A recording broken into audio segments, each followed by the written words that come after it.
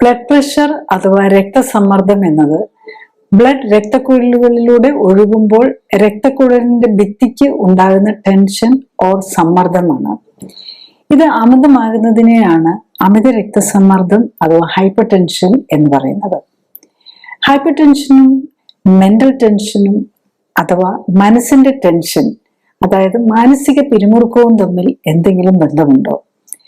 അതായത് blood pressure കൂടുന്നതും മാനസിക പിരിമുറുക്കവും ടെൻഷൻ, ആങ്സൈറ്റി തുടങ്ങിയവയുമായി എന്തെങ്കിലും ബന്ധമുണ്ടോ? സ്ട്രെസ് കൂടിയാൽ പ്രഷർ കൂടും എന്ന് എല്ലാവർക്കും അറിയാം. എന്തുകൊണ്ടാണ് മാനസിക സമ്മർദ്ദം ഉണ്ടാകുമ്പോൾ ബ്ലഡ് പ്രഷർ കൂടുന്നത്? എന്തുകൊണ്ടാണ് ദേഷ്യം വരുമ്പോൾ പ്രഷർ കൂടുന്നതും ഹാർട്ട് അറ്റാക്കിനും സ്ട്രോക്കിനും സാധ്യത കൂടുന്നതും? അമിത രക്തസമ്മർദ്ദത്തിനായി മരുന്ന് കഴിക്കുന്നവരുടെ എണ്ണം കൂടി വരികയാണ്. പ്രഷറിനായി 1 അല്ല 3, 4, 5 മരുന്നുകൾ ദിവസവും 2, 3 നേരം കഴിച്ചിട്ടും പ്രഷർ നിയന്ത്രിക്കാനാവാത്തവരുടെ എണ്ണവും കൂടുകയാണ്. എന്താണ് ഇതിന് കാരണം? ബ്ലഡ് പ്രഷർ കൂടാൻ കാരണം മരുന്നിന്റെ കുറവാണോ? അല്ല എന്ന് എല്ലാവർക്കും അറിയാം. എന്നാലും ബ്ലഡ് പ്രഷർ നിയന്ത്രിച്ചു നിർത്താനായി ചെറുപ്രായത്തിലെ തന്നെ മരുന്ന് കഴിച്ചു തുടങ്ങി ജീവിതകാലം മുഴുവൻ മരുന്ന് തുടരേണ്ടി വരികയും അകാലത്തിൽ ഹാർട്ട് അറ്റാക്കും സ്ട്രോക്കും കാഴ്ചക്കുറവും വൃക്കത്തകരാറും മറ്റാരോഗ്യ പ്രശ്നങ്ങളും മൂലം ആരോഗ്യം നശിക്കുകയോ മരണപ്പെടുകയോ ചെയ്യുന്നവരുടെ എണ്ണവും കൂടുന്നു. മരുന്ന് കഴിച്ചു തുടങ്ങിയാൽ ജീവിതകാലം മുഴുവൻ കഴിക്കേണ്ടി വരും എന്നതിനാൽ മരുന്ന് കഴിക്കാതെ അമിത രക്തസമ്മർദ്ദവുമായി നടക്കുന്നവരും ധാരാളമാണ്. ഇംഗ്ലീഷ് മരുന്നുകൾ പാർശ്വഫലങ്ങൾ ഉണ്ടാക്കും എന്ന് പേടിച്ച് ആയുർവേദവും ഹോമിയോപ്പതിയും അക്യുപഞ്ചറും പോലുള്ള വൈദ്യശാസ്ത്ര ശാഖകളെ ആശ്രയിക്കുന്നവരുടെ എണ്ണവും കൂടുന്നു. ബ്ലഡ് പ്രഷർ കൂടിയാൽ എന്താണ് കുഴപ്പം? അത് എങ്ങനെയാണ് ആരോഗ്യത്തെ പ്രതികൂലമായി ബാധിക്കുന്നത്? എന്താണ് ബ്ലഡ് പ്രഷർ കൂടാൻ കാരണം? മരുന്ന് കഴിക്കാതെ പ്രഷർ നിയന്ത്രിക്കാൻ എന്തെങ്കിലും മാർഗമുണ്ടോ? ബ്ലഡ് പ്രഷർ നിയന്ത്രിക്കാനായി കഴിക്കുന്ന മരുന്നുകൾ എങ്ങനെയാണ് പ്രവർത്തിക്കുന്നത്? അവയുടെ പാർശ്വഫലങ്ങൾ എന്തൊക്കെയാണ്? ഇതേക്കുറിച്ചൊക്കെ വ്യക്തമായ ധാരണ രോഗികൾക്കുണ്ടായാൽ മാത്രമേ പ്രഷർ കൂടുന്നതിനാൽ ഉണ്ടാകാവുന്ന ഹാർട്ട് അറ്റാക്കും സ്ട്രോക്കും വൃക്കത്തകരാറും ഒക്കെ തടയാനാവും. ഒരു ഹെൽത്ത് ടിപ്പ് തരിക എന്നതിനുപരി ഈ രോഗത്തിന്റെ കാരണങ്ങളെയും രോഗം നേരത്തെ കണ്ടെത്താനുള്ള മാർഗങ്ങളെയും രോഗം ശരീരത്തെ എത്രമാത്രം ബാധിച്ചു എന്ന് മനസ്സിലാക്കാനുള്ള പരിശോധനാ രീതികളെയും മോഡേൺ മെഡിസിനിൽ ലഭ്യമായ ചികിത്സാ രീതികളെയും അവയുടെ ഗുണദോഷങ്ങളെയും പരിമിതികളെയും കുറിച്ച് അറിവ് നൽകുകയും ഒപ്പം തന്നെ ജീവിതശൈലിയുമായി ഈ രോഗങ്ങൾക്കുള്ള ബന്ധവും ജീവിതശൈലി ക്രമപ്പെടുത്തുന്നതിലൂടെ രോഗപ്രതിരോധവും രോഗമുക്തിയും എങ്ങനെ സാധ്യമാക്കാം എന്നും മനസ്സിലാക്കാൻ സഹായിക്കുക എന്നതാണ് ഇതിലൂടെ ലക്ഷ്യമിടുന്നത്. അതിനാൽ വീഡിയോ കുറച്ച് നീണ്ടുപോകാം. കൂടുതലായി ഈ രോഗത്തെയും അത് എങ്ങനെയാണ് ആരോഗ്യത്തെ പ്രതികൂലമായി ബാധിക്കുന്നത് എന്നറിയാനും മനസ്സിലാക്കി അതിൽ നിന്ന് മോചനം നേടാനും ആഗ്രഹിക്കുന്നവർക്ക് വേണ്ടിയാണിത്. മരുന്ന് കഴിച്ചുകൊണ്ടിരിക്കുന്ന രോഗികൾ പരിശോധനകൾ നടത്തി ഡോക്ടറുടെ നിർദ്ദേശപ്രകാരം മാത്രമേ മരുന്നുകൾ കുറയ്ക്കുകയോ നിർത്തുകയോ ചെയ്യാവൂ എന്ന കാര്യം പ്രത്യേകം ഓർമ്മിക്കണം. പ്രഷറുമായിട്ട് ബന്ധപ്പെട്ട ആരോഗ്യ പ്രശ്നങ്ങളെ കുറിച്ചുള്ള കണക്കുകൾ നോക്കിയാൽ ഏകദേശം നമ്മളുടെ പോപ്പുലേഷനിൽ 33% പേർക്ക്, അതായത് 1/3 of the population hypertension ഉള്ളവരാണെന്നാണ്. അതുപോലെ ഏകദേശം 50% പേര് മാത്രമേ അവർക്ക് ഹൈപ്പർ ടെൻഷൻ ഉണ്ട് എന്നുള്ള കാര്യം അറിയുന്നുള്ളൂ. അതായത് 50% ഡയഗ്നോസ്ഡ് അല്ല. മരണങ്ങൾ നടക്കുന്നതിൽ 19% മരണങ്ങൾക്കും കാരണം പ്രഷറുമായിട്ട് റിലേറ്റഡ് ആയിട്ടുള്ള രോഗങ്ങളാണെന്നുള്ളതാണ്. അപ്പൊ അത്ര ഇമ്പോർട്ടൻ്റ് ആണ് ഈ ബ്ലഡ് പ്രഷറിന്റെ നിയന്ത്രണം എന്നുള്ളത് നമ്മൾ മനസ്സിലാക്കണം. ഈ പ്രഷർ എന്ന് പറഞ്ഞു കഴിഞ്ഞാൽ നമ്മൾ രക്തക്കുഴലുകളെ കുറിച്ചാണല്ലോ. രക്തക്കുഴലുകളിൽ കൂടെ രക്തം ഒഴുകുമ്പോൾ അതിൽ തന്നെ ആർട്ടറി ഉണ്ട്, വെയിനും ഉണ്ട്. അതിലെ ആർട്ടറി, അതായത് ശുദ്ധരക്തം കൊണ്ടുപോകുന്നതിലൂടെ ഒഴുകുന്ന ബ്ലഡിന്റെ പ്രഷറാണ് നമ്മൾ ഈ പറയുന്നത്. അശുദ്ധരക്തം തിരിച്ചു കൊണ്ടുപോകുന്നത്, അവിടെ പമ്പൊന്നും ഇല്ലല്ലോ, നമ്മുടെ കാലം തിരിച്ചൊക്കെ ഒരു മുകളിലേക്ക് വരികയാണല്ലോ. അപ്പൊ അതിനകത്ത് ഈ അശുദ്ധരക്തം കൊണ്ടുപോകുന്ന വെയിനുകളിലെ പ്രഷർ കമ്പാരിറ്റീവ്ലി കുറവാണ്. പക്ഷെ അവിടെയും പ്രഷർ കൂടാം. അവിടെ പ്രഷർ കൂടുന്ന പ്രത്യേകിച്ച് നമ്മുടെ കാലിലെയൊക്കെ വീനസ് പ്രഷറും കൂടാം. അത് പ്രധാനമായിട്ടും ഈ അമിതവണ്ണമുള്ളവരും കുടവയറുള്ളവർക്കും ഒക്കെ കാലുവേദനയും കാല് നീരൊക്കെ വരുമല്ലോ. അതിന്റെ ഒരു കാരണം ഈ പ്രഷർ, വീനസ് പ്രഷർ കൂടുന്നതാണ്. അതുപോലെ തന്നെ വെരിക്കോസ് വെയിൻസ്, ഈ കാലിലൊക്കെ ഞരമ്പ് ചുരുണ്ടുകൂടി തടിച്ചു വരുന്നത്, അതൊക്കെ പ്രഷർ കൂടുന്ന, വീനസ് പ്രഷർ കൂടുന്നതായിട്ടുള്ളതാണ്. പക്ഷെ നമ്മൾ ജനറലി പറയുമ്പോൾ പ്രഷറിനെ കുറിച്ച് പറയുമ്പോൾ നമ്മൾ ആർട്ടറിയൽ ഹൈപ്പർ ടെൻഷനാണ് നമ്മൾ ഉദ്ദേശിക്കുന്നത്. അപ്പൊ എന്താണ് ഇതിന്റെ ലക്ഷണങ്ങൾ? ഇപ്പൊ നമ്മൾ ആർട്ടറിയൽ ഹൈപ്പർ ടെൻഷന്റെ ലക്ഷണങ്ങൾ എന്ന് പറഞ്ഞു കഴിഞ്ഞാൽ പ്രത്യേകിച്ച് ഒരു ലക്ഷണം ഉണ്ടാവില്ല എന്നുള്ളതാണ്. അത് നമ്മൾ മറ്റെന്തെങ്കിലും ഒരു കോംപ്ലിക്കേഷനിലേക്ക് വന്നു കഴിയുമ്പോൾ മാത്രമേ നമ്മളത് ലക്ഷണമായിട്ട് കാണുള്ളൂ. ഇപ്പൊ ചിലര് പറയും എനിക്ക് തലവേദന വന്നു, അല്ലെങ്കിൽ ഛർദ്ദിക്കാൻ വരുന്നു, അല്ലെങ്കിൽ ഗിഡിനെസ് വന്നു, അന്നേരം നോക്കും പ്രഷർ കൂടുതലാണെന്ന്. അതായത് പ്രഷറിന്റെ ഒരു സിംറ്റം ആയിട്ട് എല്ലാവരും പറയും. പക്ഷെ അത് ശരിക്കും പറഞ്ഞാൽ അങ്ങനെയല്ല. അത് ആ രോഗം വരുമ്പോൾ, എന്ത് രോഗവും അല്ല, നമുക്ക് എന്തെങ്കിലും ഒരു സ്ട്രെസ്ഫുൾ സിറ്റുവേഷൻ വരുമ്പോൾ നമ്മുടെ BP കൂടുതലായിരിക്കും. അപ്പൊ നമ്മൾ BP നോക്കേണ്ടത് എപ്പോഴും ഒരു റെസ്റ്റിംഗ് ഫേസിലെ BP ആണ്. പിന്നെ എന്തെങ്കിലും ഇത് ചെയ്യുമ്പോഴേക്കും ഷൂട്ടപ്പ് ചെയ്ത് പോകുന്നുണ്ടോ എന്നുള്ളതും കൂടെ നോക്കണം. അത് വേറൊരു ആസ്പെക്ട്. പക്ഷെ യൂഷ്വലി ഉള്ള തലവേദന ചെറിയ, ഇപ്പം 140/90 അല്ലെ 130/90, ഇതൊക്കെ നമ്മൾ പ്രഷർ, തലവേദനയോ വയറുവേദനയൊക്കെ ഉള്ളപ്പോൾ നോക്കുമ്പോൾ കണ്ടാൽ അതൊന്നും പ്രഷർ കൊണ്ട് വരുന്ന തലവേദനയല്ല. പ്രഷർ കൊണ്ട് തലവേദന വരുന്ന വെരി ഹൈ BP പോകുമ്പോഴാണ് ശരിക്കും ഒരു ഹൈപ്പർടെൻസീവ് എമർജൻസി എന്ന് പറയും. 180, 120, 200, 120 ഒക്കെ വന്നു കഴിഞ്ഞാൽ, അതും പ്രത്യേകിച്ച് വേറെ പ്രശ്നം ഇല്ലാതിരുന്ന, പ്രത്യേകിച്ച് പ്രഗ്നന്റ് ലേഡീസിനൊക്കെ അത്രയും പ്രഷറൊക്കെ പെട്ടെന്ന് കൂടിക്കഴിഞ്ഞാൽ അവർക്ക് തലവേദന, ഇങ്ങനെ എപ്പിലെപ്സി പോലെയൊക്കെ വരാം. അത് വേറൊരു കണ്ടീഷനാണ്. യൂഷ്വലി പ്രഷർ ഉണ്ടെങ്കിൽ നമുക്ക് സിംറ്റംസ് ഒന്നും ഉണ്ടാവില്ല. നെക്സ്റ്റ് നമ്മൾ പ്രഷറിനെ കുറിച്ച് നോക്കുമ്പോൾ എന്ത് ടൈപ്പ് ആണെന്നുള്ളതാണ്. സാധാരണ 2 ടൈപ്പായിട്ടാണ് നമ്മൾ പ്രഷറിനെ പറയുന്നത്, പ്രൈമറിയും സെക്കൻഡറി. പ്രൈമറി എന്ന് പറയുന്നതാണ് ഏകദേശം 90-95%. അത് ശരിക്കും ജീവിതശൈലിയായിട്ട് ഡയറക്ട്ലി റിലേറ്റഡ് ആണ്. അതായത് സോഡിയം കൂടുതൽ വരിക, നമ്മുടെ ബോഡിയിൽ കൂടുതൽ കൊഴുപ്പടിയുക, അല്ലെ ബ്ലഡ് വെസൽസിൽ കൂടുതൽ കൊളസ്ട്രോളും ട്രൈഗ്ലിസറൈഡും ഒക്കെ കൂടുക, പിന്നെ സ്മോക്കിങ്, ആൽക്കഹോള്, കഫീന്, പിന്നെ ചിലതരം ഫുഡ്, നമ്മൾ കാപ്പിയൊക്കെ കൂടുതൽ കഴിക്കുക, ഇങ്ങനെയൊക്കെ ചെയ്യുമ്പോൾ നമ്മൾ പ്രഷർ കൂടാം. അതിനെയാണ് പ്രൈമറി ഹൈപ്പർ ടെൻഷൻ പറയുന്നത്. പിന്നെ സെക്കൻഡറി ഹൈപ്പർ ടെൻഷനും ശരിക്കും ജീവിതശൈലി രോഗത്തിൽ തന്നെയാണ് പെടുന്നത്. പക്ഷെ അവിടെ ഓൾറെഡി ഏതെങ്കിലും എൻഡ് ഓർഗൻ ഡാമേജ് വന്നിട്ടുണ്ടാവും. കിഡ്നിയിലൊക്കെയാണ് kidney failure, CKD, chronic renal failure, അല്ലെ കിഡ്നിയിലേക്കുള്ള ബ്ലഡ് വെസൽസിന് ചുരുങ്ങുക, അല്ലെങ്കിൽ അവിടെ ആത്രോസ്ക്ലെറോട്ടിക് പ്ലാക്ക് വരിക, പിന്നെ ചില എൻഡോക്രൈൻ, ചില ഹോർമോണൽ വേരിയേഷൻ, ഹൈപ്പർ തൈറോയിഡിസം, പിന്നെ അഡ്രിനൽ ഗ്ലാൻഡിന്റെ ഹോർമോൺസ് കൂടുന്ന ഒരു കുഷിങ് സിൻഡ്രോം, ഫിയോക്രോമോസൈറ്റോമ എന്നൊക്കെ പറഞ്ഞുകൊണ്ട്, അതൊക്കെ അഡ്രിനൽ, ഓരോന്നിന്റെയും പേര് വരുന്നത് ഏത് ഹോർമോണാണ് കൂടുന്നതെന്നനുസരിച്ചാണ്. പിന്നെ ഈ ലേഡീസ് ഒക്കെ പ്രഗ്നൻസി പ്ലാനിങ്ങിന്, അതായത് ഗർഭനിരോധന മാർഗമായിട്ട് കഴിക്കുന്ന ഗുളികയുണ്ടല്ലോ, ഓസി പിൽസ് എന്ന് പറയുന്ന ഓറൽ കോൺട്രസെപ്റ്റീവ് പിൽസ്, അത് കഴിക്കുന്നതും ചിലപ്പം പ്രഷർ കൂടാൻ സാധ്യതയുണ്ടെന്നാണ്. നെക്സ്റ്റ്, ഈ പ്രഷറും നമ്മുടെ സ്ട്രെസ്സും അല്ലെങ്കിൽ ടെൻഷനും തമ്മിലുള്ള ബന്ധം എന്താണെന്നുള്ളതാണ്. നമുക്ക് എല്ലാവർക്കും അറിയാം, പ്രഷർ മിക്കവാറും ഉള്ളവർക്കൊക്കെ ഭയങ്കര ടെൻഷൻ ബാച്ച് നമ്മൾ പറയുന്നവരായിരിക്കും. ടെൻഷൻ, ആങ്സൈറ്റി, സ്ട്രെസ് ഒക്കെ ഇവരിൽ കൂടുതലായിരിക്കും. അത് രണ്ടും അങ്ങോട്ടും ഇങ്ങോട്ടും കണക്ട് ചെയ്താ കിടക്കുന്നത്.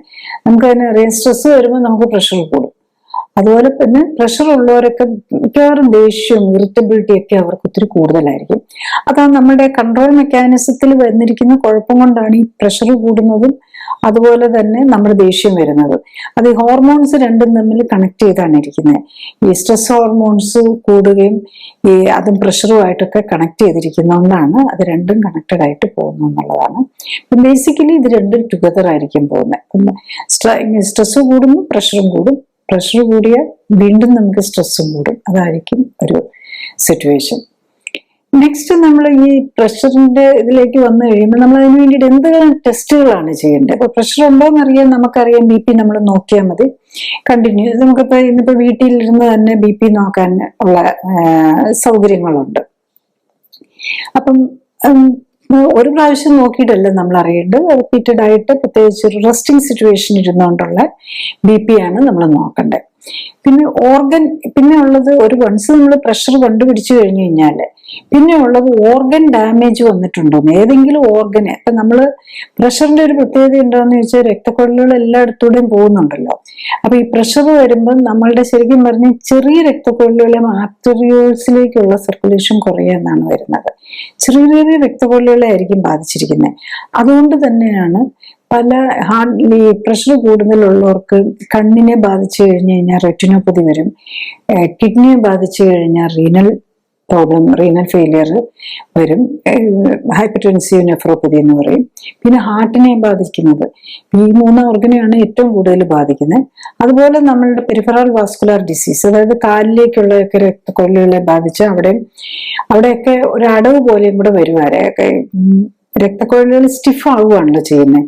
അതുപോലെ തന്നെ അവിടെ ഈ കൊഴുപ്പടിഞ്ഞുള്ള അടവുകളും ഉണ്ടാവും. അപ്പം അതുപോലെ ഇങ്ങനത്തെ ഓരോ കാര്യങ്ങൾ കൊണ്ട് വരുമ്പോഴേക്കും ഈ ഓർഗൻസ് ഡാമേജ് വന്നിട്ടുണ്ടാകും. അപ്പൊ അതിന് വേണ്ടിയിട്ടുള്ള ടെസ്റ്റുകൾ, അങ്ങനെ ഓർഗൻ ഡാമേജ് വരുന്നുണ്ടോ എന്ന് അറിയാനും കൂടെയുള്ള ടെസ്റ്റുകളാണ് നമ്മൾ നോക്കേണ്ടത്. അതിൽ ഹാർട്ടിനെ കുറിച്ച് നോക്കാനായിട്ട് രക്തക്കൊഴലുകളുടെ തന്നെ ആരോഗ്യം അറിയാനായിട്ട് നമ്മൾ കൊളസ്ട്രോൾ, ട്രൈഗ്ലിസറൈഡ്, HDL, LDL അതൊക്കെ നോക്കാം. പിന്നെ CRP, HSCRP അതും കാർഡിയാക്കും അതുപോലെ ഹാർട്ടും രക്തക്കൊഴലുകളും ഒരു ഒറ്റ യൂണിറ്റ് ആയിട്ടാണല്ലോ വർക്ക് ചെയ്യുന്നത്. ഹാർട്ടിന്റെ കണ്ടിന്യൂവേഷൻ ആണ് രക്തക്കൊഴലുകൾ, പ്രത്യേകിച്ചും ആർട്ടറി. പിന്നെ അതിന്റെ തിരിച്ചിട്ടുള്ള വരവാണ് വെയിൻസ് ആയിട്ട് വരുന്നത്, വീണ്ടും ഹാർട്ടിലേക്ക് തന്നെ വരുന്നത്. സോ ഇതിന്റെ രണ്ടിന്റെയും കൂടെ നമ്മളെ ഈ രക്തക്കൊഴലുകളുടെ ഒരു ആരോഗ്യമാണ് നമ്മൾ അസസ് ചെയ്യേണ്ടി വരുന്നത്. പിന്നെ ഹാർട്ടിന് തന്നെ ഡാമേജ് എന്തെങ്കിലും വന്നിട്ടുണ്ടോ, അറ്റാക്ക് പോലെ വരാൻ സാധ്യതയുണ്ടോ, ഇതൊക്കെ അറിയാനായിട്ട് ഹാർട്ടിന്റെ മസിലിന്റെ ഒരു പുറത്തു വരുന്നൊരു കെമിക്കലുണ്ട്, ട്രിപ്പോണിൻ എന്ന് പറഞ്ഞാൽ. അതാണ് നമ്മൾ സാധാരണ ഹാർട്ട് അറ്റാക്ക് ഒക്കെ വരുമ്പോൾ നമ്മൾ ഹോസ്പിറ്റലിൽ പോകുമ്പോൾ നമ്മൾ അതാണ് നോക്കുന്നത്, ഹാർട്ട് അറ്റാക്ക് വന്നിട്ടുണ്ടോ എന്നറിയാം. ECG കഴിഞ്ഞു കഴിഞ്ഞാൽ പിന്നെ ആ ടെസ്റ്റാണ് നോക്കുന്നത്. നെക്സ്റ്റ് ഹാർട്ടിന് BP കൂടുതലുള്ളവരുടെ ഹാർട്ടിന്റെ മസിൽ കട്ടി കൂടി വരും. നമ്മൾ ജോലി കൂടുതൽ ചെയ്യുമ്പോൾ നമുക്കറിയാലോ നമ്മുടെ മസിൽ സ്ട്രോങ് ആണല്ലോ. എന്ന് പറഞ്ഞാൽ കൂടുതൽ പ്രഷർ പമ്പ് ചെയ്യേണ്ടി വരുമ്പോൾ ഹാർട്ടിന്റെ മസിലിന്റെ ഭിത്തിയുടെ കട്ടി കൂടി വരും. അതിനാണ് ഈ നമ്മളിപ്പം സ്കാനൊക്കെ നോക്കും, പ്രത്യേകിച്ചും എക്കോ നോക്കുമ്പോൾ ഹാർട്ടിന്റെ സ്കാനിന് എക്കോ കാർഡിയോഗ്രാഫി എന്ന് പറയുമല്ലോ, അത് നോക്കുമ്പോൾ BP ഉള്ളവർ പ്രത്യേകിച്ച് ശ്രദ്ധിക്കുക. എക്കോ കാർഡിയോഗ്രാഫിയിൽ ലെഫ്റ്റ് വെൻട്രിക്കുലർ ഹൈപ്പർട്രോഫി കാണിക്കുന്നുണ്ടോന്ന്. ലെഫ്റ്റ് വെൻട്രിക്കുലർ ഹൈപ്പർട്രോഫി നമ്മുടെ ഹാർട്ടിന്റെ സ്ട്രെസ് കൂടുതലാണെന്ന് കാണിക്കുന്ന. അപ്പൊ അതുകൊണ്ട് വരുന്ന കുഴപ്പം എന്തെന്ന് ചോദിച്ചാൽ ലെഫ്റ്റ് വെൻട്രിക്കുലർ ഹൈപ്പർട്രോഫി കൂടി വരികയാണെങ്കിൽ അങ്ങോട്ട് വരുന്ന ബ്ലഡ് വെസൽസിന്റെ കൂടുതൽ രക്തം വേണ്ടി വരില്ല. അപ്പൊ അവിടെ ബ്ലോക്കും കൂടെ ഉണ്ടെങ്കിൽ നമുക്ക് അറ്റാക്ക് വരാനുള്ള ചാൻസ് കൂടുതൽ. അതാണ് ഹൈപ്പർ ടെൻഷൻ ഉള്ളവർക്ക് അറ്റാക്ക് വരാൻ ഒരു ചാൻസ് കൂടാനുള്ള സാധ്യത. പിന്നെ രക്തക്കൊഴലുകൾക്ക് എത്ര ഡാമേജ് ഉണ്ടെന്ന് അറിയാൻ CIMT എന്ന് പറഞ്ഞ ടെസ്റ്റ് നോക്കാം. അതായത് അത് നമ്മുടെ ബ്രെയിനിലേക്കുള്ള രക്തക്കൊഴലുകൾ നമ്മൾ കഴുത്തെ കൂടെയാണല്ലോ പോകുന്നത്, നെക്കില്. അപ്പൊ അത് നമുക്ക് ഈസി ആയിട്ട് അൾട്രാസൗണ്ട് സ്കാൻ വെച്ച് അതിൽ എന്തോരം കൊഴുപ്പടിഞ്ഞിട്ടുണ്ടെന്ന് അറിയാൻ പറ്റും. അതിനാണ് CMT അല്ലെങ്കിൽ കരോട്ടിഡ് ഇന്റിമ മീഡിയ തിക്നെസ് എന്ന് പറയുന്നത്. അത് കൊഴുപ്പടിഞ്ഞിട്ടുണ്ടെങ്കിൽ അതും നമുക്ക് പതുക്കെ കുറച്ചുകൊണ്ട് വരാൻ പറ്റുന്നതേ ഉണ്ടാവുള്ളൂ. പിന്നെ കിഡ്നി ഫങ്ഷന്, ലിവർ ഫങ്ഷൻ, അതുപോലെ തന്നെ തൈറോയിഡ്. പലപ്പോഴും തൈറോയിഡുമായിട്ട് ബന്ധപ്പെട്ട് ഇങ്ങനെ BP ഉള്ളവർക്ക് തൈറോയിഡ് ഹൈപ്പർ വരാനും ഹൈപ്പോ വരാനും ഒക്കെയുള്ള സാധ്യതയുണ്ട്. അപ്പൊ നമ്മൾ ഓവറോൾ നമ്മളുടെ ഒരു ടെസ്റ്റുകൾ നോക്കി നമ്മളുടെ ജനറൽ ഹെൽത്ത് എന്താണെന്നും കൂടെ അറിയണം. പിന്നെ ഓർഗൻ വൈസ് എന്താണെന്നും കൂടെ അറിയണം. പിന്നെ കൂടുതൽ നമ്മൾ ബ്രെയിനിലേക്കൊക്കെ കൂടുതൽ നമ്മുടെ മെമ്മറി കുറവ് അങ്ങനെയൊക്കെ വരുമ്പോഴാണ് സ്കാനൊക്കെ ചെയ്ത് ബ്രെയിൻ ചുരുങ്ങുന്ന പോലെ, അതായത് ചെറിയ ചെറിയ ഡാമേജ് ഒക്കെ, ചെറിയ സ്ട്രോക്ക് പോലെയൊക്കെ വന്ന് ബ്രെയിൻ ചുരുങ്ങുന്ന ഒരു പ്രശ്നം കൂടെ വരാം ഈ ഇങ്ങനത്തെ ഹൈപ്പർ ടെൻഷനുള്ള പേഷ്യൻസിന്. നെക്സ്റ്റ് നമ്മൾ അറിയേണ്ടത് ഈ ഹൈപ്പർ ടെൻഷൻ എന്തുകൊണ്ടാണ് വരുന്നത് എന്നുള്ളതാണ്. അപ്പൊ എന്താണ് ഇതിന്റെ ബേസിക് അടിസ്ഥാന കാരണം എന്താണെന്നുള്ളതാണ്. ബേസിക്കലി ഇതൊരു ജീവിതശൈലി രോഗമാണ്. ജീവിതശൈലിയിൽ എന്ത് തെറ്റുമ്പോഴാണ് നമ്മളുടെ ശരീരത്തിലിടയുന്ന കൊഴുപ്പിന്റെ അളവ്, അതായത് സെഡൻഡറി ലൈഫ് ഹാബിറ്റും അതുപോലെ അതായത് നമ്മൾ അധ്വാനം കുറവുള്ള ഇതും ഒപ്പം തന്നെ കൂടുതൽ ഭക്ഷണം, പ്രത്യേകിച്ച് കാലറി കൂടുതൽ, കാർബോഹൈഡ്രേറ്റും ഫാറ്റും കൂടുതലുള്ള ഫുഡും അതിനനുസരിച്ചുള്ള എക്സസൈസ് ചെയ്യാതിരിക്കുമ്പോഴേക്കും നമ്മുടെ ബോഡിയിൽ കൊഴുപ്പിന്റെ അളവ് കൂടും. കൊഴുപ്പിന്റെ അളവ് കൂടുമ്പോൾ രക്തത്തിലുള്ള കൊഴുപ്പിന്റെ അളവ് കൂടും. അതാണ് നമ്മൾ ഡിസ്ലൈപ്പിഡീമിയ, കൊളസ്ട്രോളും ട്രൈഗ്ലിസറൈഡും ഒക്കെ കൂടിയാന്ന് പറയുന്നത്. അത് നമ്മുടെ രക്തക്കൊഴലുകളിൽ തന്നെ അടിയാൻ തുടങ്ങും. അപ്പൊ അങ്ങനെ വരുമ്പോൾ രക്തക്കൊഴലുകൾ ചുരുങ്ങാൻ തുടങ്ങും. അപ്പൊ അതിന്റെ കൂടെ അങ്ങനെ അവിടെ അഴിഞ്ഞു കഴിയുമ്പോൾ അതിന് നീർക്കെട്ട് പോലെ വന്ന് അവിടെ ചിലപ്പോൾ കാൽസ്യം ഒക്കെ അടിയാൻ തുടങ്ങും. അപ്പൊ രക്തക്കൊഴലുകൾ സ്റ്റിഫായി പോകും. അതാണ് ഈ BP കൂടാനുള്ള കാരണം വരുന്നത്. ഇത് കൂടാതെ ചില ഹോർമോണൽ ചേഞ്ചസും കൂടെ വരും. ഈ ഫാറ്റ് കൂടുന്നതനുസരിച്ച് പല ഹോർമോൺ മെക്കാനിസംസും തെറ്റും. പലതരം ഹോർമോണുകളാണ് പ്രഷറിനെ കൺട്രോൾ ചെയ്യുന്നത്. അപ്പൊ അതും ഒരു കാരണമാകും. അതുപോലെ തന്നെ നമ്മുടെ മേത്തടിഞ്ഞിരിക്കുന്ന കൊഴുപ്പിനകത്ത് omega-6 അത് ഇൻഫ്ലമേറ്ററി ആണ്. അതായത് നമ്മുടെ പ്രഷറൊക്കെ കൂട്ടാനുള്ള ഒരു ഇൻഫ്ലമേഷൻ എന്ന് പറഞ്ഞാൽ എപ്പോഴും നമുക്ക് ഒരു എല്ലാത്തിലും മോർ അഗ്രസീവ് ആകാനുള്ള ഇതാണ്. അപ്പൊ അവിടെ ഒരു പ്രഷർ കൂട്ടാനുള്ള ഒരു ടെൻഡൻസി വരും. അതെല്ലാം ഇമ്മ്യൂണോളജി, നമ്മുടെ ഇമ്മ്യൂൺ സിസ്റ്റത്തിന്റെ പ്രതിരോധ സംവിധാനത്തിന്റെ ഭാഗമാണ്. അവിടെ ഇൻഫ്ലമേഷൻ കൂടും, അതും പ്രഷർ കൂടാനുള്ള കാരണമാവും. പിന്നെ നമ്മൾ ഫുഡിലേക്ക് വന്നു കഴിഞ്ഞു കഴിഞ്ഞാൽ എന്ത് ഫുഡിലാണ് ഇപ്പൊ ഡയറ്റ്, നമ്മള് ജീവിതശൈലി എന്ന് പറയുമ്പോൾ ഭക്ഷണവും എക്സസൈസും ടോക്സിൻസും, ഈ 3 ഘടകങ്ങളാണ് നമ്മളുടെ ജീവിതശൈലിനെ നമ്മളെ എഫക്ട് ചെയ്യുന്നത്. അപ്പൊ ന്യൂട്രീഷന്റെ കുറവാണ് ഒരു കാരണം. അതിൽ കുറവ് വരുന്ന ഏതാന്ന് ചോദിച്ചാൽ പൊട്ടാസ്യം സാധാരണ നമുക്ക് ഇഷ്ടം പോലെ നമ്മുടെ ഫ്രൂട്ട്സ്, വെജിറ്റബിൾസ് അങ്ങനെയുള്ളതിലൊക്കെ ഉണ്ട്. പക്ഷെ നമ്മളിപ്പോഴത്തെ ഫുഡൊക്കെ കൂടുതൽ റിഫൈൻഡ് ഫുഡ് ആകുമ്പോഴേക്കും പൊട്ടാസ്യത്തിന്റെ അളവ് കുറഞ്ഞു പോകുന്നു.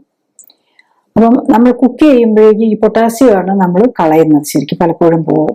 ഇപ്പം നമ്മൾ അരി കുക്ക് ചെയ്ത് നമ്മൾ അതിന്റെ കഞ്ഞി വെള്ളം കളഞ്ഞു കഴിയുമ്പോഴേക്കും അതിനകത്ത് പൊട്ടാസ്യം പോകും. അതുപോലെ എന്ത് സാധനവും നമ്മൾ കുക്ക് ചെയ്ത് അല്ലെങ്കിൽ കുക്കിംഗ് കഴിഞ്ഞിട്ട് ഡ്രെയിൻ ചെയ്ത് പോവുകയാണെങ്കിൽ അതിനകത്ത് പൊട്ടാസ്യം ലോസ് വരും. ഈവൻ ഫിഷും മീറ്റും ഒക്കെ ഫ്രൈ ചെയ്ത് കഴിക്കുമ്പോഴേക്കും അതിന്റെ സൂസ് ഔട്ട് ചെയ്ത് പോകുന്നതിനകത്ത് പൊട്ടാസ്യം പോകും.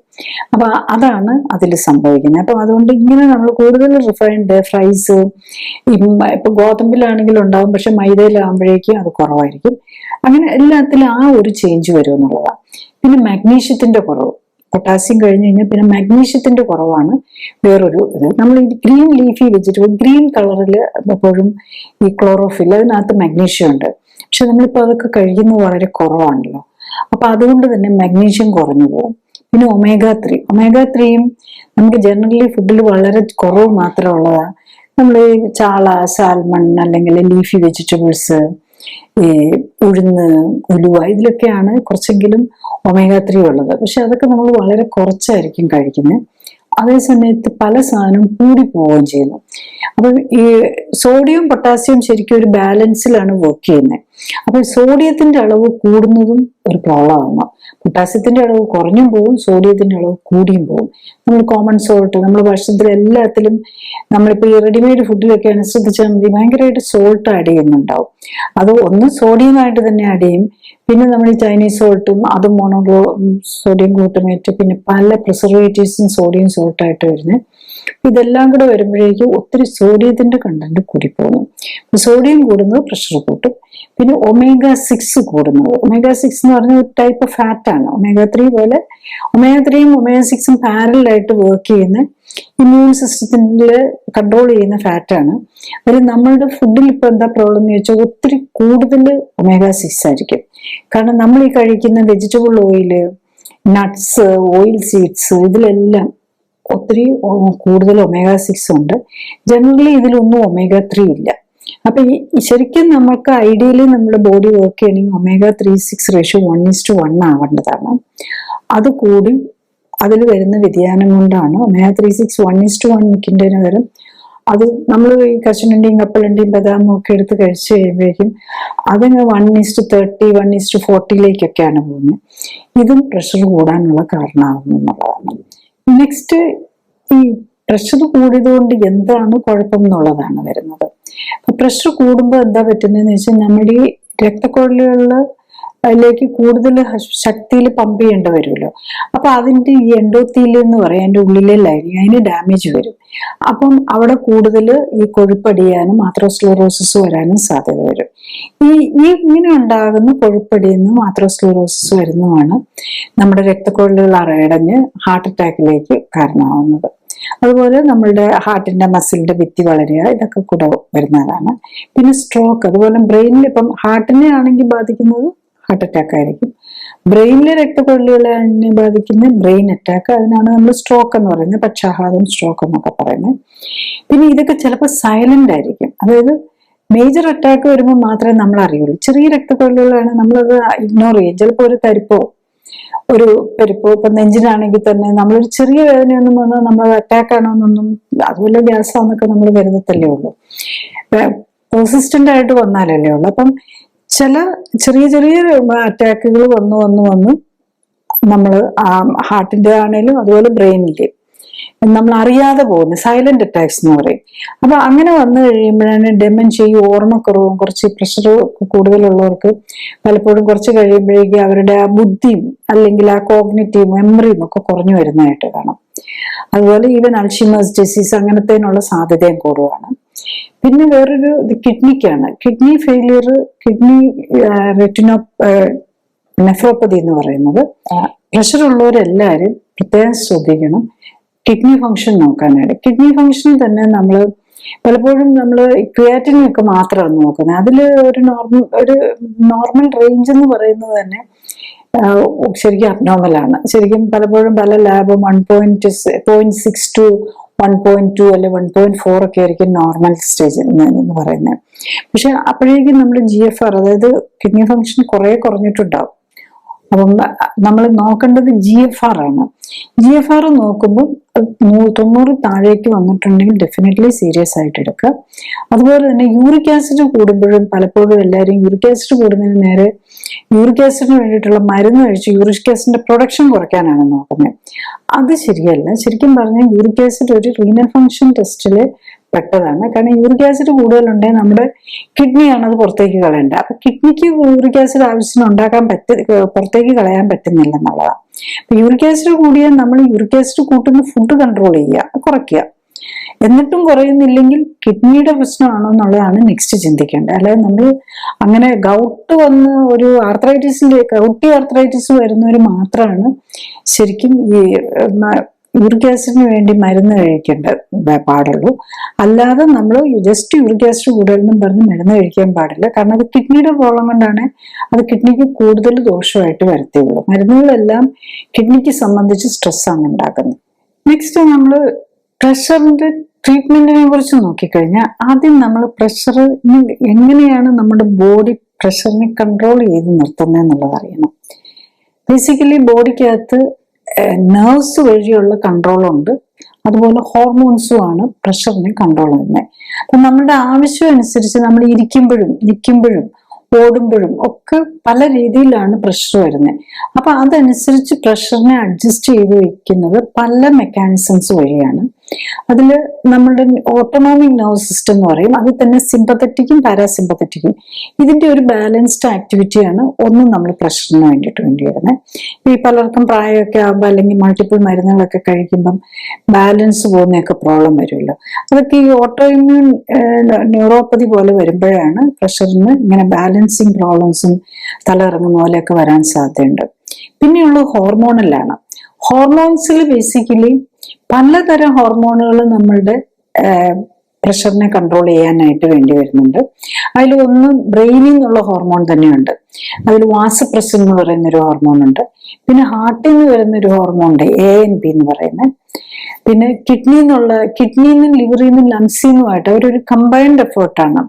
കിഡ്നിയും ലിവറും ലങ്സും അഡ്രിനൽ ഗ്ലാൻഡും കൂടെ, അത് നാലും കൂടി ഉള്ള ഒരു കൺട്രോൾ മെക്കാനിസം ഉണ്ട്. അതിന് റെനിൻ, ആൻജിയോടെൻസിൻ, ആൽഡോസ്റ്ററോൺ മെക്കാനിസം എന്നാണ് പറയുന്നത്. റെനിൻ ഉണ്ടാക്കുന്ന കിഡ്നിയിലാണ്, ആൻജിയോടെൻസിൻ ഉണ്ടാക്കുന്നത് ലിവറിലാണ്. പിന്നെ ലങ്സ് അതിനെ വേറൊരു ഫോർമാറ്റിലേക്ക് മാറ്റും. പിന്നെ അത് കിഡ്നിയിലാണ് ഇതിന്റെ എല്ലാം ഫൈനൽ ആക്ഷൻ വരുന്നത്. അതുപോലെ അഡ്രിനൽ ഗ്ലാൻഡിലും ഇത് തന്നെ ആക്ട് ചെയ്യും. ആൻജിയോടെൻസിൻ ലങ്സിലും ആക്ട് ചെയ്യും, കിഡ്നിയിലും ആക്ട് ചെയ്യും, അഡ്രിനൽ ഗ്ലാൻഡിലും ആക്ട് ചെയ്യും. ഇവരെല്ലാം കൂടിയൊരു കമ്പൈൻഡ് എഫേർട്ടിലാണ് നമ്മുടെ ബ്ലഡ് പ്രഷർ കൺട്രോൾ ചെയ്യുന്നത്. അപ്പം ഈ അഡ്രിനൽ ഗ്ലാൻഡിൽ നിന്നുള്ള ആൽഡോസ്റ്ററോൺ, അതുപോലെ സ്റ്റീറോയിഡ് ഹോർമോൺസ്, ഈവൻ പാൻക്രിയാസിൽ നിന്നുള്ള ഇൻസുലിൻ, അതിനും നമ്മൾ പ്രഷർ കൺട്രോൾ ചെയ്യാൻ ഒരു ഇമ്പോർട്ടൻറ്റ് റോളുണ്ട്. അത് നമ്മൾ പ്രത്യേകിച്ച് ശ്രദ്ധിച്ചു കഴിഞ്ഞു കഴിഞ്ഞാൽ നമ്മൾ ഈ പ്രീ ഡയബറ്റിക് ആയിട്ടുള്ള ഓവർവെയിറ്റ് ആയിട്ടുള്ളവരുണ്ടല്ലോ, പ്രീ ഡയബറ്റീസിൽ എന്താണെന്ന് ചോദിച്ചാൽ ഇൻസുലിൻ റെസിസ്റ്റൻസ് അല്ലേ. അപ്പം ഇൻസുലിൻ്റെ അളവ് കൂടുതലായിരിക്കും. അല്ലെങ്കിൽ നമ്മൾ ഡയബറ്റീസ് വന്നിട്ട് നമ്മൾ ഇൻസുലിൻ ഇഞ്ചക്ഷനോ അല്ല ചിലതരം മരുന്നുകളുണ്ട് ഇൻസുലിൻ്റെ അളവ് കൂട്ടുന്നത്. അപ്പൊ അങ്ങനത്തെ മരുന്ന് കഴിച്ചു കഴിഞ്ഞാൽ ആദ്യം ഡയബറ്റീസ് ആയിരിക്കും, പക്ഷെ കുറച്ചും കൂടെ കഴിയുമ്പോഴേക്കും പ്രശ്നം കൂടെ വരും. അപ്പൊ ഇൻസുലിന്റെ അളവ് കൂടുന്നതും പ്രഷർ കൂടാനായിട്ടുള്ള കാരണമാവും. പിന്നെ ഉള്ളത് നമ്മൾ ഇത്രയും കാലമൊക്കെ കരുതിയിരുന്നത് ഫാറ്റ് എന്ന് പറഞ്ഞു കഴിഞ്ഞാൽ അതവിടെ ഒരു ഫാറ്റ് സ്റ്റോർ, നമ്മുടെ എനർജി സ്റ്റോർ എന്നാണ്. ഇപ്പൊ അങ്ങനെയല്ല. ഫാറ്റ് എന്ന് പറഞ്ഞു കഴിഞ്ഞാൽ ഒരു എൻഡോക്രൈൻ ഗ്ലാൻഡ് ആയിട്ടാണ് കണക്കാക്കുന്നത്. അപ്പൊ നമുക്ക് അമിതവണ്ണോ ഒക്കെ ഉണ്ടെങ്കിൽ, നമ്മൾ കുടവയറും ഒക്കെ ഉണ്ടെങ്കിൽ അതും ഒരു ഹോർമോണൽ ഇംബാലൻസ് ഉണ്ടാക്കും. ആഡിപ്പോസ് ടിഷ്യൂ, അതായത് നമ്മുടെ ഫാറ്റിൽ നിന്ന് പലതരം ഹോർമോൺസ് വരുന്നുണ്ടെന്നുള്ളതാണ്. അത് കൂടാതെ നമ്മുടെ ഈ omega-3 6 എന്ന് പറഞ്ഞ 2 ഫാറ്റ് ഉണ്ട്. ഫാറ്റിലെല്ലാം ഈ കൊഴുപ്പെന്ന് പറയുന്നതിനകത്ത് ഫാറ്റി ആസിഡ്സും ട്രൈഗ്ലിസറൈഡ് ആണ്. അത് ഗ്ലിസറോളും ഫാറ്റി ആസിഡ്സ് ആണ്. അതിൽ ഈ omega-3 6 എന്ന് പറയുന്ന ഫാറ്റാണ് നമ്മുടെ ഇമ്മ്യൂൺ സിസ്റ്റത്തെ ഒക്കെ കൺട്രോൾ ചെയ്യുന്നത്. അപ്പൊ ഇതിന്റെ പ്രൊപ്പോർഷൻസ് തെറ്റുന്നതും നമ്മൾ പലതരം ഈ കെമിക്കൽസ്, അതായത് നമ്മുടെ ഇമ്മ്യൂണോളജി സംബന്ധമായിട്ടുള്ള IL, ഇന്റർലൂക്കിൻസ്, അങ്ങനെ പ്രോസ്റ്റാസൈക്ലിൻസ്, പ്രോസ്റ്റാഗ്ലാൻഡിൻസ്, ഇങ്ങനത്തെ ചില ഹോർമോൺസ് എല്ലാം വരും. അപ്പൊ ഈ ഇംബാലൻസും കൂടെയാണ് നമ്മളുടെ ഈ പ്രഷർ കൂടാനായിട്ടുള്ള കാരണം വരുന്നത്. പിന്നെ ഇത് കൂടാതെ ബ്ലഡ് വെസൽസിൽ തന്നെ ചില മെക്കാനിസംസ് ഉണ്ട് അതിനെ തന്നെ വികസിപ്പിക്കാനും ചുരുക്കാനും ഒക്കെ. അതിനാണ് നൈട്രിക് ഓക്സൈഡ് എന്നൊക്കെ പറയുന്നത്.